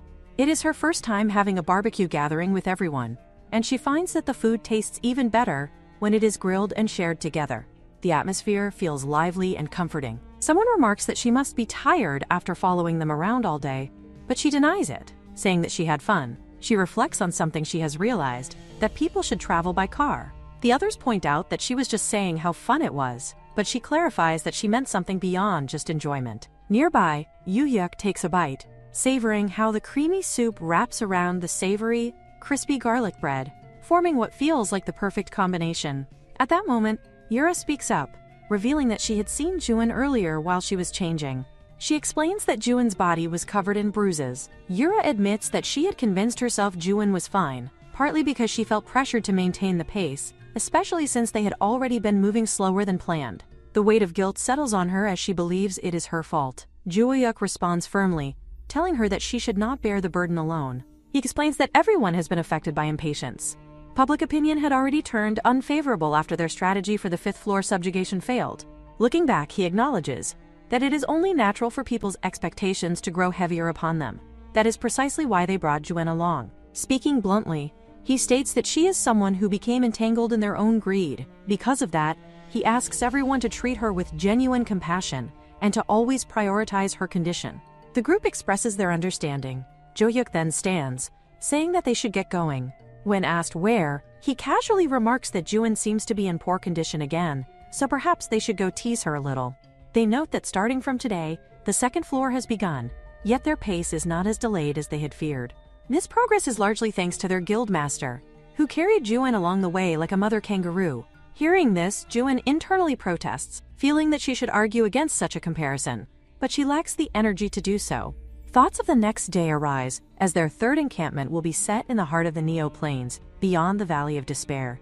Everyone agrees to proceed with the plan. Surprisingly, the group is full of energy, far more than before. Unlike the previous time, when they had to remain constantly on guard and sleep in shifts, the current situation feels almost effortless, like a walk in the park. There is a shared sense of relief in only needing minimal interior watch duties. Once they reach the Neo Plains, the defense team plans to take turns ensuring Juen's safety. Amid the chatter, someone recalls how adorable Juen had been earlier. They laugh about how amusing it was when she cheerfully declared that she wanted to try hitting a monster with the truck. The idea that their gentle food truck owner, who seems incapable of harming even a fly, would say such a thing only makes it funnier. Yet it is also true that she had been genuinely eager to crash into a monster with her truck, and that eagerness now seems as though it could become reality. At that point, Jo-hyuk produces the cursed potion. The others express disbelief that he actually managed to obtain it. He explains that it was ultimately her choice, though he admits that he wishes he could stop her. Someone reminds him that he once said he had seen this happen before, but they would rather not dwell on it. Jo-hyuk briefly reflects that he had intended to kill the person involved back then once they were caught. Even now, he cannot help but wonder whether Juen will be all right after drinking it. Elsewhere, Juen drifts into a dream. In it, she is surrounded by food, happily eating. Someone remarks that the fish skewer is delicious and free of any unpleasant smell. She notices that it is Jo-hyuk speaking. He asks her why she is not eating and comments on how good the kimchi tastes. Looking around, she sees Yura and Jen there as well. They all express how delicious the food is, praising her cooking and saying that they feel energized whenever they eat what she prepares. For Juen, who has always associated mealtimes with loneliness, this moment feels profoundly different. The realization that eating together can be such a joyful experience fills her with warmth, making it something truly precious to her. It is said that it is nighttime when Jo-hyuk remarks that the sandwiches feel different from the ones Juen made last time. Today's breakfast consists of manual ham and cheese toast, cereals, a special menu, and strawberry juice. Juen explains that she prepared everything with more of a street food style this time. Jo-hyuk responds that the food certainly carries a nostalgic taste. Juen then mentions that she also has something to say to the guild members after everyone finishes eating. Once the meal is nearly over, Jo-hyuk calls for everyone's attention and announces that Juen has something to share. The group begins to wonder what it could be, and he assures them that she can speak freely. Juen explains that, as everyone may already know, tomorrow's dinner will be a choice menu, so they should each select a dish of their liking and inform her by the evening. This announcement fills everyone with excitement, as they comment that her food truck treats are always the best. Jin, however, reminds them that they still need to stay alert for the night ahead. Jo-hyuk then declares that they will eat whatever the team that kills the most monsters chooses, and there will be no complaints. Hera raises a concern about the defense team, questioning how they fit into this arrangement. Jo-hyuk responds that the defense team can take their chance at an undeserved win by playing rock, paper, scissors. This suggestion causes some to wonder whether it gives the defense team too much of an advantage. Another member casually points out that anyone who finds it unfair is free to join the defense team instead. Observing the lively debate, Juen begins to think that perhaps she should not have spoken up, but Jo-hyuk reassures her that it is good to see everyone so energized. Soon after, someone approaches Juen to ask whether the bowls should be placed in a certain area as well. She replies that it is fine, and that she will leave it to them. One of the hunters volunteers to wash the dishes, while she continues preparing the food. As she works, she reflects that since everyone seems focused on monster subjugation, meat will likely be served for lunch. While preparing the day's meals, others notice how quickly her hands move, and they are amazed every time they witness her efficiency. It becomes clear that running a food truck is not a task suited for everyone. He then wonders whether everyone has received and placed 2 rolls of kimbap into their inventories. The group confirms that they have. He proceeds to inform them that they will begin the briefing. According to their plan, they are expected to reach the New River if they continue marching for approximately 6 more hours, meaning they will camp in that area for the day.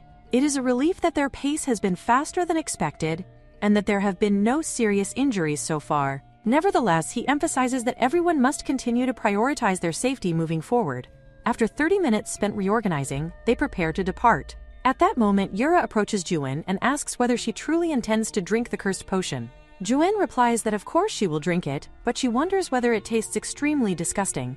Yura admits that she is not entirely sure, as she has only heard rumors, but mentions that Newan once drank it and ended up rapping while shouting curse words. Hearing this, Juin questions whether they are truly talking about the same angelic girl. At that moment, Yu-Yuk approaches and tells Juin that she does not have to drink it if she does not feel like it, emphasizing that their current pace is not slow by any means. Juin pauses to think for a while before admitting that she does not feel comfortable with the uncertainty, yet she still asks him to hand over the potion. He warns her that she should only take a single drop.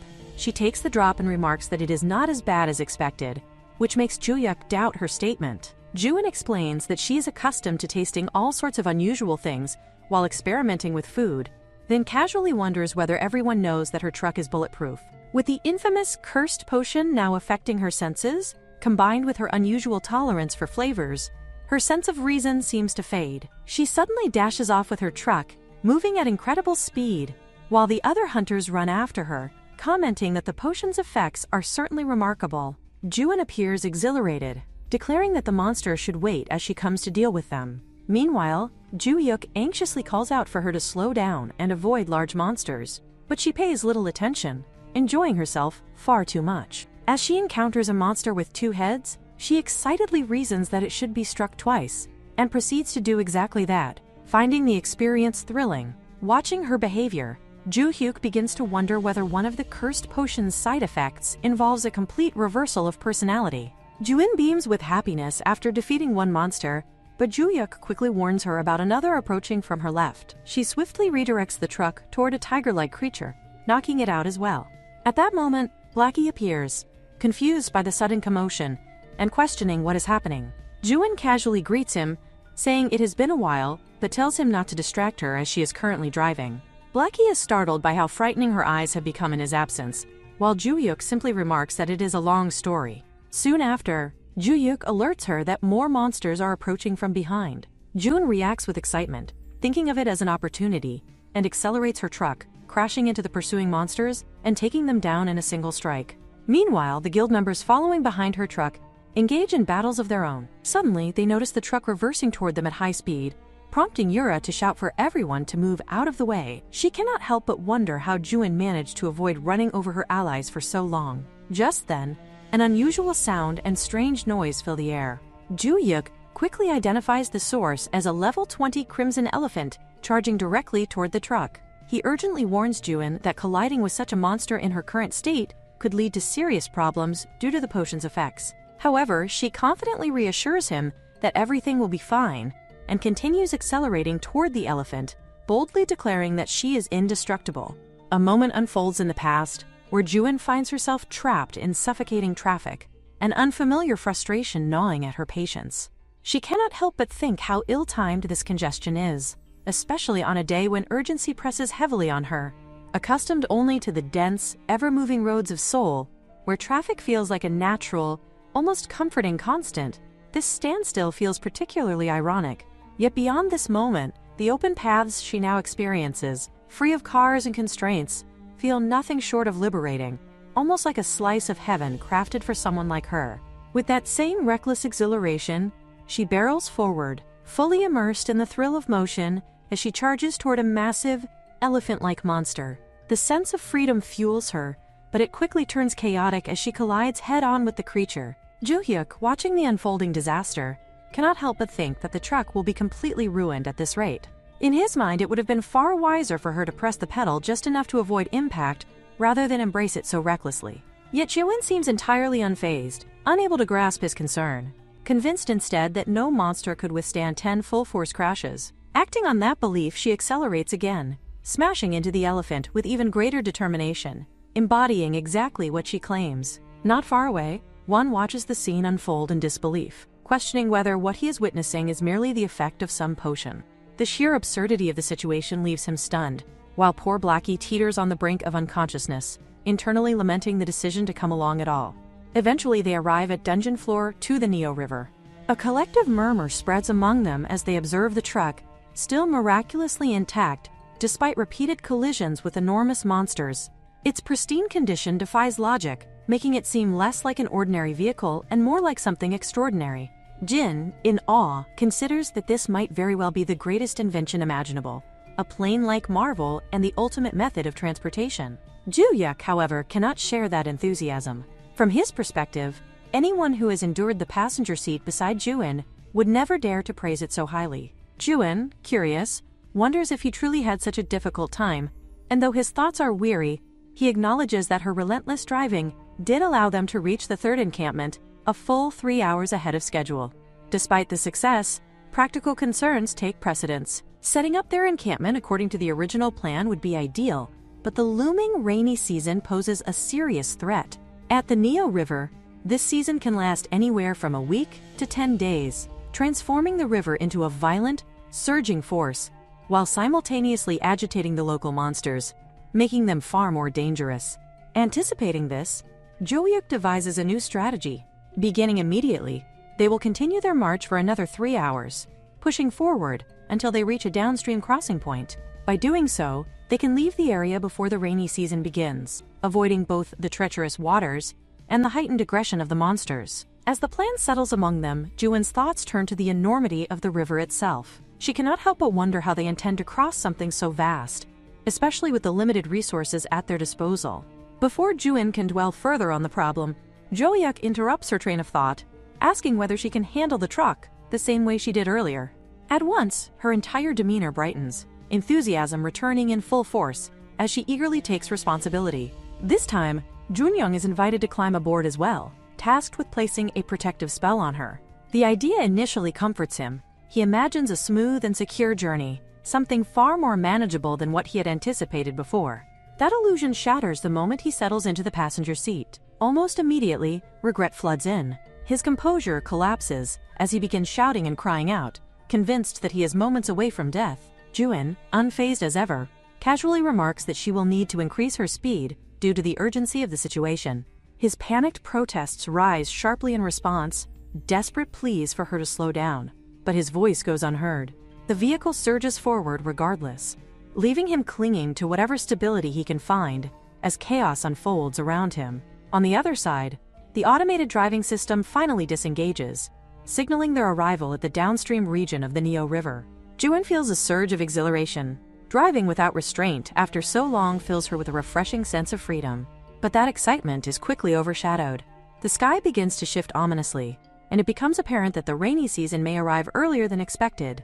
Recognizing the danger, Jo-yuk orders everyone to proceed with extreme caution. He instructs the group to board their motorboats, and soon, they are all navigating the river's surface. As they move forward, Juin notices something strange. The formation is breaking apart. Confusion sets in as she watches the others scatter. Yura explains that a special monster inhabits this area, one that only appears during the rainy season at the downstream of the Neo River. Since the rain has not yet begun, they had assumed it would not appear today. But the moment those words are spoken, the sky answers. Rain begins to fall. As if summoned by the mere acknowledgement of its existence, the downpour intensifies almost instantly. Jo-yuk's instincts prove correct, and urgency sharpens his voice as he commands everyone to spread out further. The monster is coming. Tension spikes as one of the hunters reports that they are stuck on what appears to be a reef, unable to move. Yet something feels wrong. This is no ordinary obstruction. Juin peers downward, unease creeping into her thoughts as she questions what lies beneath them. Then the river erupts. Creatures begin bursting from the waterfish-like monsters surging upward in violent waves. Someone calls out to Hunter Li-yun, asking him to hold them off while the others focus on protecting Juin. Though his mana is currently unusable, he forces himself into action, striking down the creatures as swiftly as he can, despite the overwhelming numbers leaping toward them. Yura watches in disbelief, her mind struggling to process the chaos. The monsters of the Neo River are not only surfacing, they are launching themselves into the air. She urgently instructs everyone to grip the bottom handles of their boats tightly. Even as they comply, more danger reveals itself above them. The boss of the Neo Plains has arrived. A voice cries out, urging everyone to look up. The security team remains dangerously close to the water, where the force of the rain and the rising threats grow more intense by the second. They must abandon the Neo River immediately. In the midst of this crisis, Juin asks whether the boss can be subdued through direct attacks. Yura quickly dismisses the idea, explaining that Neo is no ordinary monster. Mana has no effect against it. The realization settles heavily over them. They are facing a threat they cannot fight in conventional ways. Orders come swiftly. They must abandon the boats. Yura grabs hold of Juin and prepares to jump. As they leap, she tells Juin to trust her, warning that the landing might hurt a little. But the reality is far harsher than the reassurance suggests. Juin cries out mid-fall, realizing that this is far from a little pain. Panic surges as she plummets, her thoughts racing. She cannot swim, and from this height, survival seems impossible. Yet instead of crashing into water, she lands on something unexpected. A soft, yielding surface catches her, a bed-like structure that absorbs her fall completely. For a moment, she can hardly comprehend what has just happened. Jo-yuk's voice reaches her, calling out urgently to ask if she is all right. She responds that she is unharmed, quickly asking about him and the rest of the team. As she looks around, however, her relief falters. Yura and the others are not as fortunate. They fall not onto the strange cushioning surface, but straight into the river below. The sound of cracking and harsh impacts echoes through the chaos. One by one, they disappear into the water, their bodies going still, offering no response at all. Juin looks at them and immediately begins shouting that they must rescue the defense team at once, urging everyone to hurry. Meanwhile, Jo-yuk cautions her, pointing out how dangerous it is for her to lean so far over the edge. At that very moment, she hears someone announce that the defense team has successfully accomplished their mission. Yura approaches Juin, apologizing for having thrown her so suddenly and anxiously wondering whether she is hurt. She explains that she had been unable to use her mana and did not know what to do in that situation, but regardless, she is simply relieved that Juin is safe. As she speaks, she notices something unexpected. Juin is crying. Concerned, Yura steps closer and asks why she is in tears. Through her sobs, Juin admits that it is because of her that everyone had to go through so much hardship.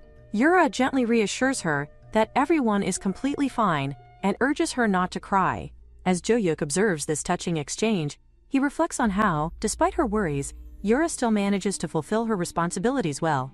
Yet, even as he acknowledges this, he finds himself wondering about something he cannot quite put into words. The scene shifts to Juin, whose eyes are swollen and puffy. Someone playfully teases her, remarking that her eyes are now the exact same color as seasoning sauce. Embarrassed, Juin protests and tells them to stop making fun of her, explaining that she only cried because she was worried about Yura.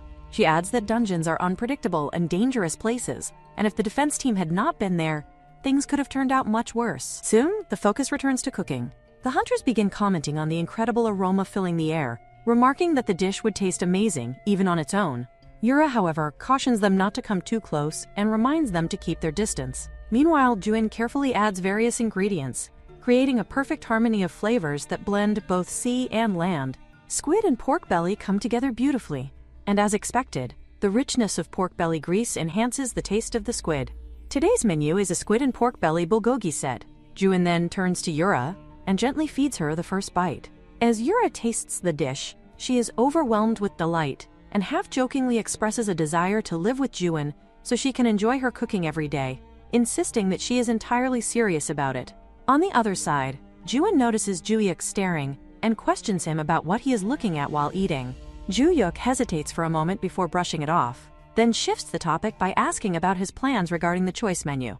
He explains that after the meal, he intends to gather all the team leaders, expressing his curiosity and anticipation about what kind of strategies they will propose. Soon after, the monster kill records are presented, prompting confusion among the group. They question how it is possible that everyone's kill count is so similar, and wonder if this was orchestrated by the command team. Their attention then shifts to the command team's record, which shows 0 kills, raising even more questions about how they contributed. It becomes clear, however, that without the decisive movements and coordination of the command team, none of them would have made it this far. Hearing this, the defense team speaks up, suggesting that by that logic, they should be considered in the lead. After all, not only did they defeat monsters, but they also fulfilled the crucial role of protecting Juin throughout the ordeal. They fall silent for a moment, each considering the situation, before collectively acknowledging that the defense team's claim is indeed valid. After some deliberation, it is decided that this time, the menu selection will be granted to them. Juin approaches Yura with a bright expression and congratulates her, asking whether their team has already reached a decision. Yura confirms that they have, and after a brief pause, she finally reveals the dish they have chosen. The scene then shifts to Jo-hyuk, who remarks to Juin that she seems to be fitting in quite well with the group now. Nearby, milk is being heated with sugar, a simple drink that happens to be one of his personal favorites. He offers it to her, encouraging her to give it a try. Juin accepts it gratefully and thanks him. As he glances at her, he observes that it seems as though all the tension from the day's events has finally drained from her body, though she now cannot stop sneezing. Noticing this, he steps closer and gently places a muffler around her neck, explaining that the wind is cold and that he has heard keeping the neck warm helps to warm the entire body. Juin looks at him, surprised by the gesture, and thanks him sincerely. She remarks that the scarf feels as though it is enchanted with magic because of how warm it is. He confirms that it was specially made for cold weather, adding that it makes him genuinely happy to see that she now trusts them so fully. Even so, he admits that he would still like to be the one she trusts the most. She comments that such a thing might be difficult for now, since at present, her friends and her team are the ones she trusts most. Jo-hyuk responds with mild frustration, pointing out that he was the one who chose that team in the first place, and wonders if she could not make an exception just for him. Juin, however, refuses. He relents with a small sigh, then casually points out that she has milk on her mouth. After wiping it away, Juin brings up something that has been on her mind ever since she entered the dungeon. She asks how they managed to secure the Neo planes when the boss there still remains undefeated. Jo-hyuk explains that according to the system, Neo is a special type of monster that cannot be attacked. Because of this, they had no choice but to traverse the planes manually. In the past, there were no alternative methods to navigate such areas within dungeons. Juin reflects on how dungeons are filled with extraordinary phenomena, realizing that there is still so much she has yet to learn. Even so, she finds herself wondering about the dungeon they will be visiting next. The following day, they enter Dungeon Floor 2, known as Asura Lake. Juin cannot help but remark that, although it feels strange to say so, the place resembles a vacation spot more than a dungeon. Jo-hyuk explains that after the boss was defeated and the third floor was unlocked, the dungeon underwent significant changes.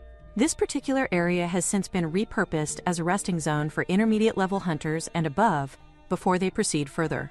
He suggests that once their mission is complete, they should return and properly enjoy the place. Juin agrees, though she adds that she would prefer not to return under the same circumstances as before. As she speaks, she wonders aloud why she always seems to end up being carried around like this. Jo-hyuk explains that, given the time constraints, they have little choice. Access to the third floor is only possible through a specific passage that appears at Asura Lake twice a day, and it remains open for just 1 hour each time.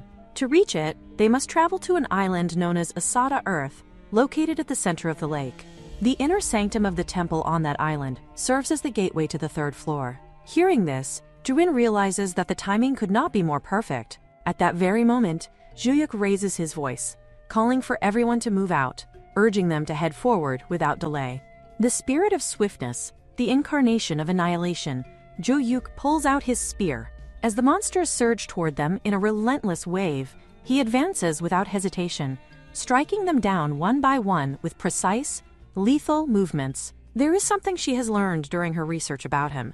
His strength builds with every monster he defeats, his stats stacking continuously. The longer he focuses on a single target, the more his skill, accuracy, and power intensify to terrifying levels. Jo-hyuk, known by his second alias as the Berserker, embodies controlled chaos. Even after being locked in this brutal battle for quite some time, she feels no discomfort whatsoever. That alone tells her everything. There has not been a single unnecessary movement so far. Every action, every strike, every step he takes is efficient and deliberate. As expected, Jo-hyuk proves himself to be an extraordinary individual.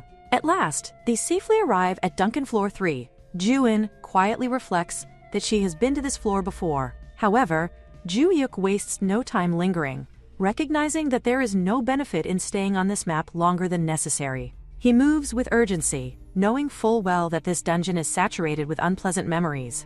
The curse effect cast over the entire area makes it even more dangerous. The longer one remains, the higher the chance of developing an addiction. Naturally, this is one of the locations most avoided by the 100, especially within the lower floors. Unaware of this in the past, she had nearly fallen victim to the curse herself, while pushing her limits and giving everything she had in preparation for customers. Now, as she reflects, a thought crosses her mind. Has she already explored all the unexplored dungeons on floors 3 and 4? That leads her back to something she had intended to ask Blackie. Lately, it has become increasingly difficult to see his face. She wonders if it might have something to do with her renovating the truck, but he had already dismissed that possibility, telling her not to worry about it. Yet, she finds it impossible not to, and before she can press further, she realizes he is already gone. Still, a firm resolve settles within her. Next time he appears, she will not let it slide. Whatever he is hiding, she is determined to uncover it, even if it means squeezing the truth out of him herself. At the same time, the girls positioned as the rear guards continue casting a curse prevention spell over all the guild members. The sustained effort begins to take a visible toll on them, their energy steadily draining under the strain. Despite this, one of them reassures the others that everything will be fine, reminding them that they still have Juin's kimbap. Their spirits lift as they take in the sight before them, rows of neatly prepared rolls, along with portions of kimchi that make the meal feel even more complete. Just as one hunter eagerly reaches out to take a bite, a monster suddenly intervenes, striking the food from his hands. The loss ignites immediate anger within him. In frustration, he pulls out a magic circle and attempts to retaliate, launching an attack toward the creature. However, in that crucial moment, he recalls that his magic is no longer casting properly due to his depleted mana reserves. His expression tightens as realization sinks in. The monster lunges toward him, ready to deliver a finishing blow. For a brief instant, he believes it is the end. But at that exact moment, another hunter steps in without hesitation, drawing out his spear and intercepting the attack. While holding the line, he urges him to hurry and eat his kimbap, knowing that regaining mana is the only way to survive. After the guild members replenish their mana with Juin's kimbap, their strength returns steadily. With renewed energy, they push forward and are ultimately able to safely reach the end of the deserted land map. Inwardly, each of them expresses deep gratitude toward Juin, recognizing that her preparations have made all the difference in their survival. The scene then shifts, showing the hunters gathering around Juin, eagerly asking what is on the menu for dinner. Their hands tremble slightly, not out of fear, but anticipation. They are desperate to know what meal she has prepared this time. Juin, however, keeps them in suspense, revealing only that it is a secret before returning to her cooking. As she continues her work, she entrusts Juyuk with the task of boiling the noodles. He acknowledges her request without hesitation, stepping into the role of today's meal assistant. In a quieter moment, he expresses his gratitude toward her, admitting that ever since she joined the guild, everyone has been moving at an unexpectedly fast pace. More than that, it feels as though each member is steadily growing stronger. At this rate, even subjugating Floor 5 no longer seems like an impossible dream. At the mention of Floor 5, Juin recalls something important. She wonders why the guild has not yet been informed about it. Juyuk reveals that it was a matter even she had hesitated to bring up, and that she had only shared it with him. By doing so, she had entrusted him with that knowledge, and he intends to honor that trust. His words cause a faint blush to rise on her cheeks. She thanks him sincerely, while Juyuk calmly responds that it is only natural. A secret entrusted to him is one he will protect without question. Shifting back to the present, she announces that the soup is finished and offers him a taste. She carefully feeds him a spoonful, watching for his reaction as she asks how it is. He responds that the flavor is refreshing and well-balanced. Suddenly, he notices a change in her expression and asks, "What is wrong?" She quickly realizes that the noodles are about to stick together. He reassures her that he has already turned off the stove in time. With that taken care of, they proceed to mix the sauce into the noodles. As the aroma begins to spread, the other hunters catch the familiar scent. Their excitement builds instantly, their anticipation reaching its peak. Finally, Juin reveals the long-awaited answer. The first Happy Day menu is ramen, prepared in accordance with the defense team's request. Ramen stands as a rather common dish, widely considered the king of late-night snacks. Its taste becomes almost heavenly when eaten outside, and at this very moment, the dungeon transforms into something akin to paradise. Yura feels immense happiness, wondering if this is truly the ramen she knows, because it tastes unbelievably good. She reflects that ramen broth can make anything taste better, yet questions how it can possibly taste this good. They urge Juin to come over and eat with them, but she insists that they should eat first, as she still has things left to do. Returning to her place, she resumes cooking, preparing the additional menu for the Daejajang ramen. She asks everyone to have a bowl of it as well, which makes Yura think that she is genuinely kind. In truth, Juin prepares it because she cannot handle spicy food. After finishing, she finally returns to eat. Someone shares the spicy seafood ramen, followed by the savory jajang ramen, and it becomes evident that their dear Juin truly knows how to enjoy food in the right order. Laura suggests that she should have some more ramen, but Juin declines, knowing she would not be able to finish that much. Yura remarks that even 2 bowls of ramen are too much for her, yet Juin casually questions whether one can ever feel full after eating just a single pack of ramen. She adds that one should eat at least 3 packs, with rice included. The two of them exchange glances, each lost in their own thoughts. They have always wondered about this. How can Juin be so skilled at cooking while eating so little? Meanwhile, Juin finds herself questioning how Yura can move so easily after eating so much. The scene then shifts to Yura practicing her moves, her body completely exhausted. In the midst of this, she notices that both Juin and Joyuk are engaged in a pleasant conversation. Joyuk approaches Juin and presents her with a gift flowers. Juin wonders about them, questioning what kind of flowers they are. Joyuk explains that they are special flowers that only bloom within this map. She hesitates, recalling that there is a high likelihood of being cursed in this place, and questions whether it is truly safe to touch them. Joyuk reassures her that the fact the flowers bloom means there is no curse, making them safe to handle. Juin accepts the flower, expressing her gratitude, as it is her first time receiving flowers as a gift. She then wonders about the name of the flower. Joyuk explains that it is called Luce, meaning a bright light of hope, a flower that blooms beautifully even within a cursed land, a name that suits it perfectly. Meanwhile, Yura watches everything unfold, internally questioning what kind of spectacle she is witnessing. In reality, Juin and Yura have known each other for a very long time. To Yura, the Joyuk standing before her, once like a brother, now appears as nothing more than a shameless man attempting to seduce the innocent youngest member. After Juin leaves, Yura approaches Joyuk and reveals that the flower he gave was actually poisonous. Joyuk then wonders just how long she has been standing there, watching everything. She replies that it is not important, insisting that he should simply answer her question. She brings up the phrase, bright light of hope, questioning when it became a flower of hope, and wonders if perhaps he likes Juin. Joyuk is caught off guard, questioning what this sudden line of thought is. Meanwhile, Yura presses him for a proper answer, directly asking whether he likes her. He responds that it would not be strange for him to like her, which makes Yura question whether he is being serious right now. He then tells her to think about it. Has she ever rested this comfortably, or eaten so well during a subjugation? The morale of their subjugation team has never been this high before, and as the guild leader, it is something he can only feel grateful for. Yura wonders if this is simply how he treats competent guild members. As the guild leader, he explains that she is not just competent. In his opinion, Juin is the most amazing awakened among all awakened. This makes Yura question whether he truly only likes her as a guild member. Without warning, she delivers a critical hit to him, leaving him startled and questioning what just happened. Yura then leaves, stating that it is a punishment for his passive manipulation and for planting the wrong ideas. Internally, she concludes that he is not allowed to go near Juin from now on. On the other hand, Juin is seen inside her tent, quietly looking at the flowers. She wonders if there is any way to preserve them for a little longer.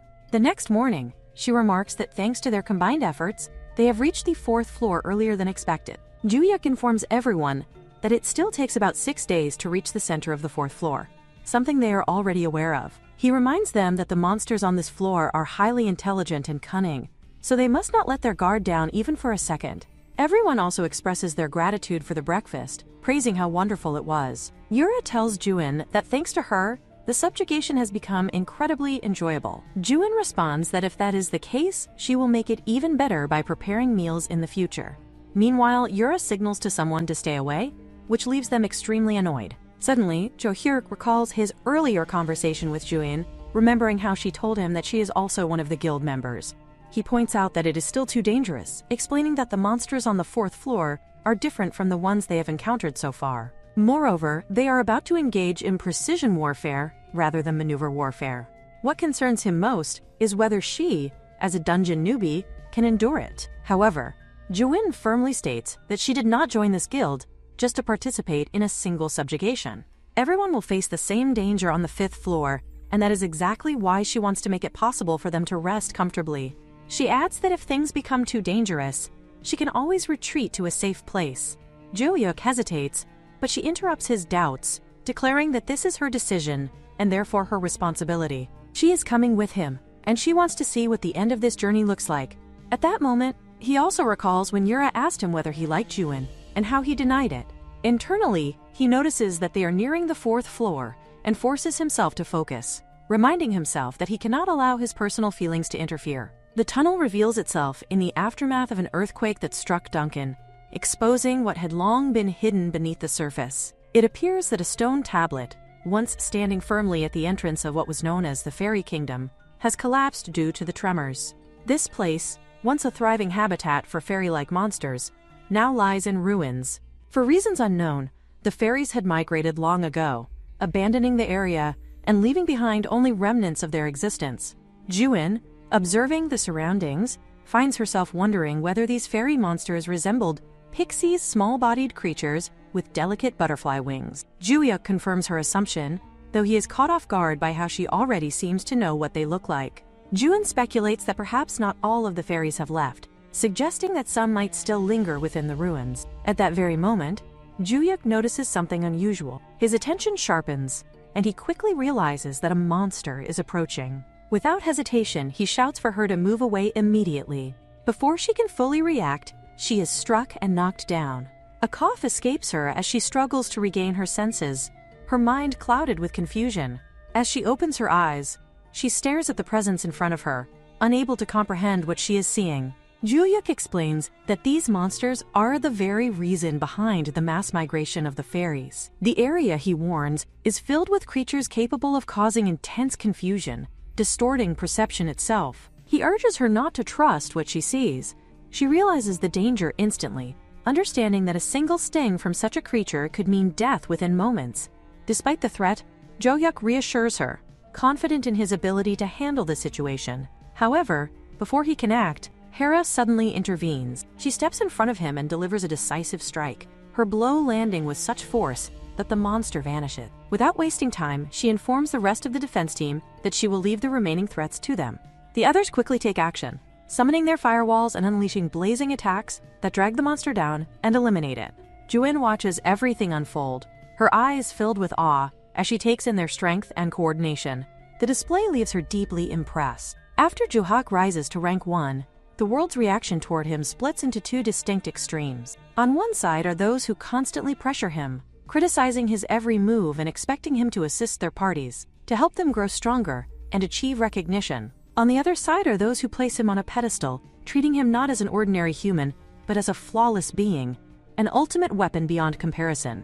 Yet not everyone views him in such rigid ways. There exists someone who possesses even greater skill than he does, someone in whose presence he feels at ease. This realization stirs a thought within him. Perhaps he desires recognition from Juin. As she approaches him and calls out, she notices something unusual in his expression. He appears unsettled, as though he has seen something he was never meant to witness. She begins to tease him, suggesting that perhaps he is afraid of bugs. She recalls how visibly uncomfortable he looked when a swarm of mosquitoes appeared earlier. Amused, she assures him that she will keep his secret, knowing he must maintain his composed image as a guildmaster. She continues, playfully pointing out that even though he holds the top rank, having a fear makes him seem more human. Perhaps, she admits, that is why she feels so comfortable around him. Jo-hyuk listens, inwardly reflecting that if he truly feared bugs, he would have never become a hunter in the first place. The thought crosses his mind, yet he chooses not to voice it. Instead, he allows her teasing to continue, finding an unexpected sense of ease in the moment. Playing along, he remarks that it is unfortunate she has uncovered a secret he wished to keep hidden. In return, he suggests that she should reveal a secret of her own. Juin pauses for a moment, sensing the strange direction their conversation has taken, and questions why it is even heading that way. Jo-hyuk responds with quiet honesty, explaining that he does not wish to be the only one placed at a disadvantage. His words linger between them, prompting her to consider his request. After a brief hesitation, she decides that, in that case, she will share something of her own. She reveals that her strength has started to rise again. Jo-hyuk immediately turns his attention to this, asking how much it has increased. She answers simply that it has gone up by 1 point. Her strength stat now stands at 6. However, Despite this improvement, she is not leveling up or raising her stats any further. This confuses him, and he questions her reasoning, wondering whether leveling up and increasing her stats would not make things easier for her, especially when it comes to cooking. Juin explains that doing so would actually create a problem due to the nature of her skill. If she levels up too much, she will lose the ability to enter certain dungeons. Her explanation carries a weight of limitation rather than opportunity. Juya considers this and responds that even so, there are other dungeons on the 5th floor that she could explore. As he speaks, he effortlessly eliminates another monster nearby, his movement so swift and precise that Juin does not even register when it happens.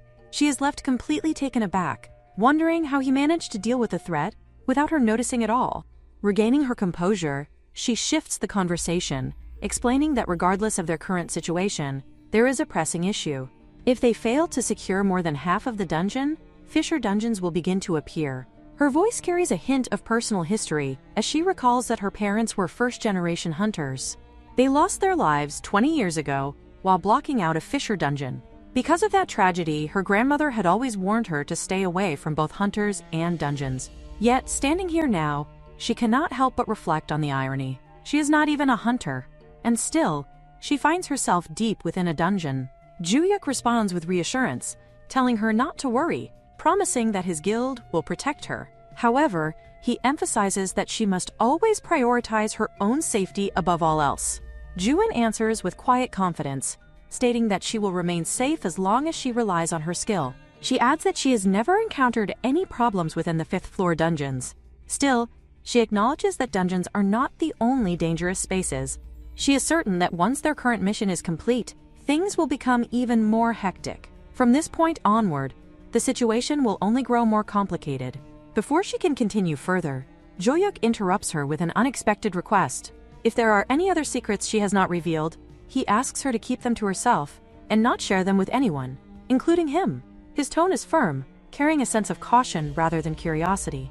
At that moment, Jen's voice echoes from a distance, breaking the tension as she calls out to them, impatiently questioning why the two of them are moving so slowly, as if they are crawling. Joyak reacts immediately, reaching out and taking Juin's hand, urging her that they should move. Together they advance and finally arrive at the 3rd floor of the dungeon, a forest that once belonged to the emigrated fairies.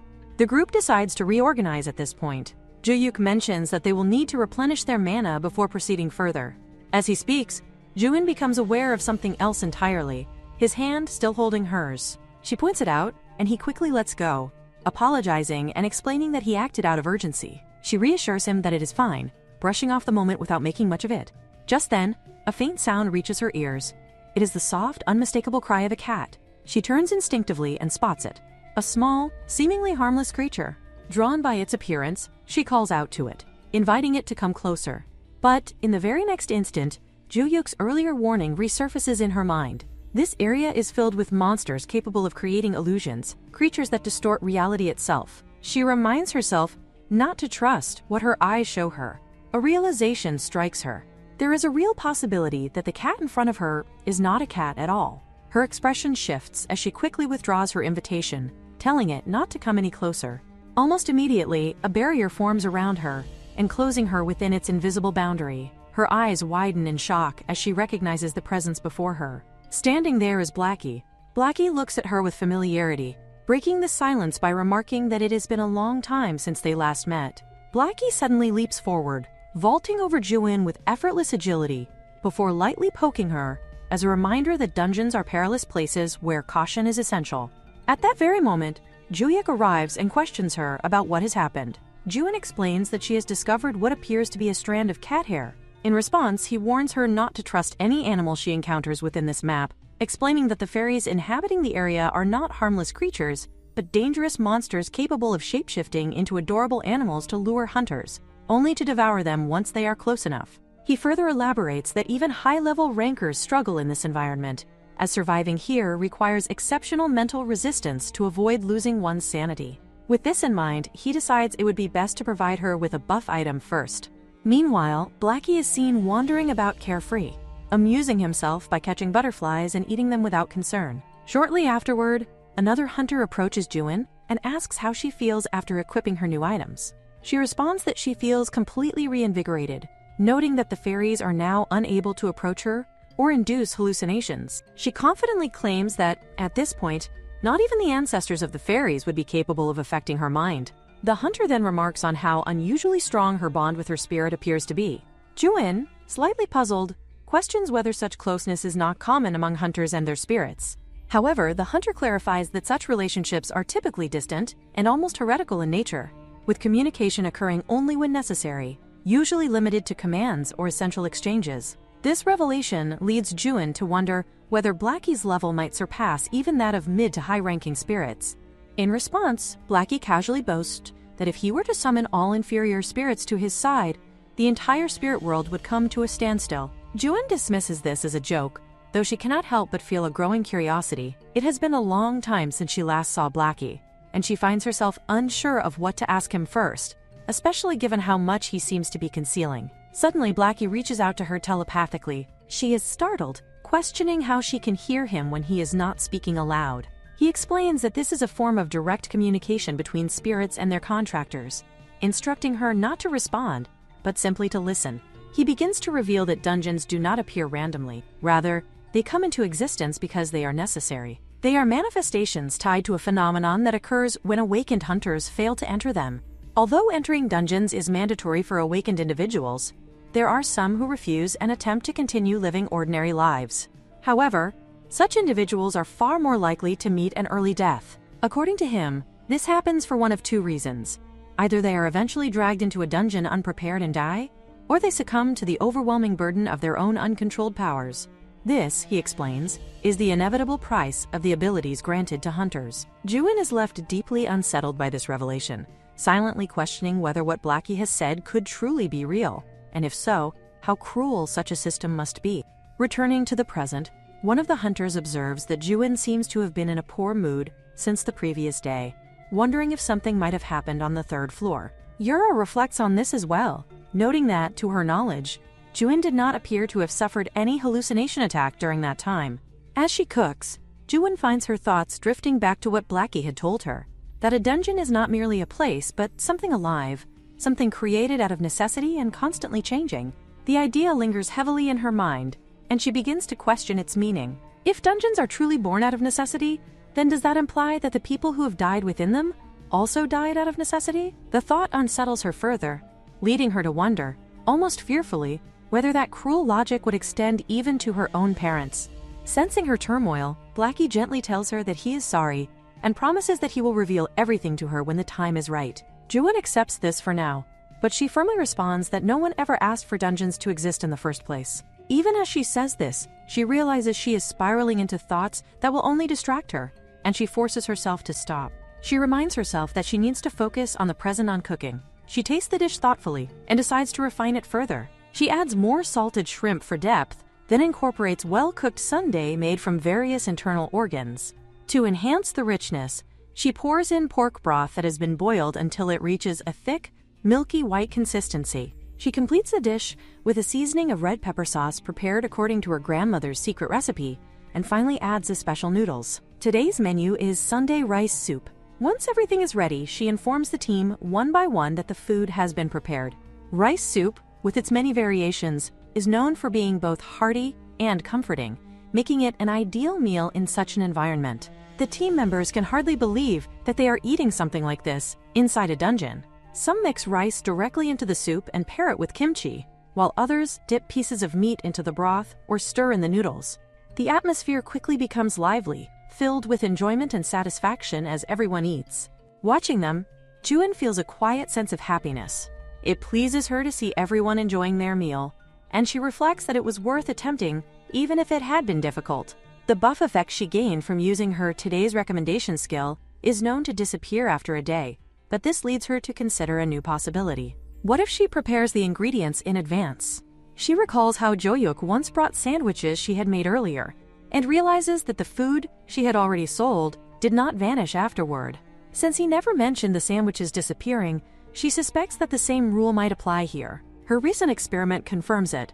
After finishing cooking, the ingredients she prepared for the next day remain intact instead of disappearing. This discovery feels like a complete success, opening up new possibilities for her. Later, she wonders if she should step outside for a walk and get some fresh air. As she wanders, her thoughts return once again to the unsettling idea of necessity. She questions whether even young girls, people like herself, could be considered things created out of necessity. The thought feels strange and unsettling, as though there is something fundamentally wrong about it. At that moment, Joyuk appears and asks what she is doing. Juin, still preoccupied, asks him if he happens to know anything about a particular tombstone nearby.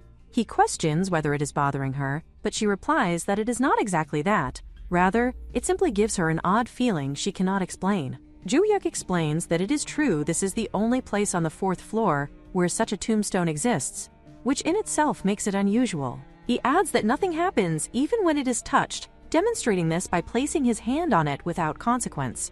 When the tombstone was first discovered, it drew considerable attention, especially because it shares the same size and engraving style as another tombstone found on the lower floors. Curious, Juin asks if there is a similar tombstone on the 1st floor. Joyuk confirms that there is, explaining that the one on the 1st floor bears a symbol representing the earth, while the one on the 4th floor is marked with a symbol of the sun. This leads Juin to wonder if there are more such tombstones scattered throughout the dungeon. Joyuk replies that, according to all available analysis, no tombstones of this kind have been found on the 2nd or 3rd floors. However, the known ones share a single common feature. Each is engraved with the name of the dungeon. He further explains that these stones were discovered at the starting points of what are known as fallen dungeons. Hearing this, a realization strikes Juin. Among the dungeons she has visited, she distinctly remembers one that fits this description, the fallen sanctuary of the Fire Spirit King. Joyuk confirms the existence of a tombstone on the 5th floor, a place she herself has already reached. He explains that one of the core responsibilities of a subjugation team is to locate and recover such tombstones. What stands before them now, however, is not just any dungeon. He reveals that this very dungeon was once known as the Fallen Temple of Light. The revelation unsettles her. If the name of a dungeon can change, then its nature must not be fixed either. Joyuk affirms this, explaining that the transformation occurred after the boss, an entity embodying earth-like light and fire, was cleared. This leads to a chilling implication. If light and fire once ruled here, then sky, darkness, and water must still exist somewhere, waiting to be uncovered. If they truly discover a tombstone tied to fire on the 5th floor, Joyuk believes it will strongly support his hypothesis that this dungeon is not ordinary, but rather a realm belonging to fallen, unknown beings. When she questions what kind of beings he is referring to, he elaborates carefully. Among the abilities observed in Wicked Hunters so far, there are 2 distinct types that define their attributes: magic and spirits. His words stir something in her memory. She recalls Blackie. Once, she had asked him about his level, whether he surpassed even mid-tier spirits. His response had been unsettling. If he were to summon all spirits inferior to him, the entire spirit world would come to a halt. Even more disturbingly, there had never been any record of someone forming a contract with an upper-class spirit or anything beyond that level. If Joyuk's hypothesis holds any truth, then it becomes unavoidable. They will have to confront Blackie directly. Questions linger heavily in her mind. Why has he been hiding things from her? And, more importantly, is he truly on their side? As these thoughts weigh on her, the group continues moving forward.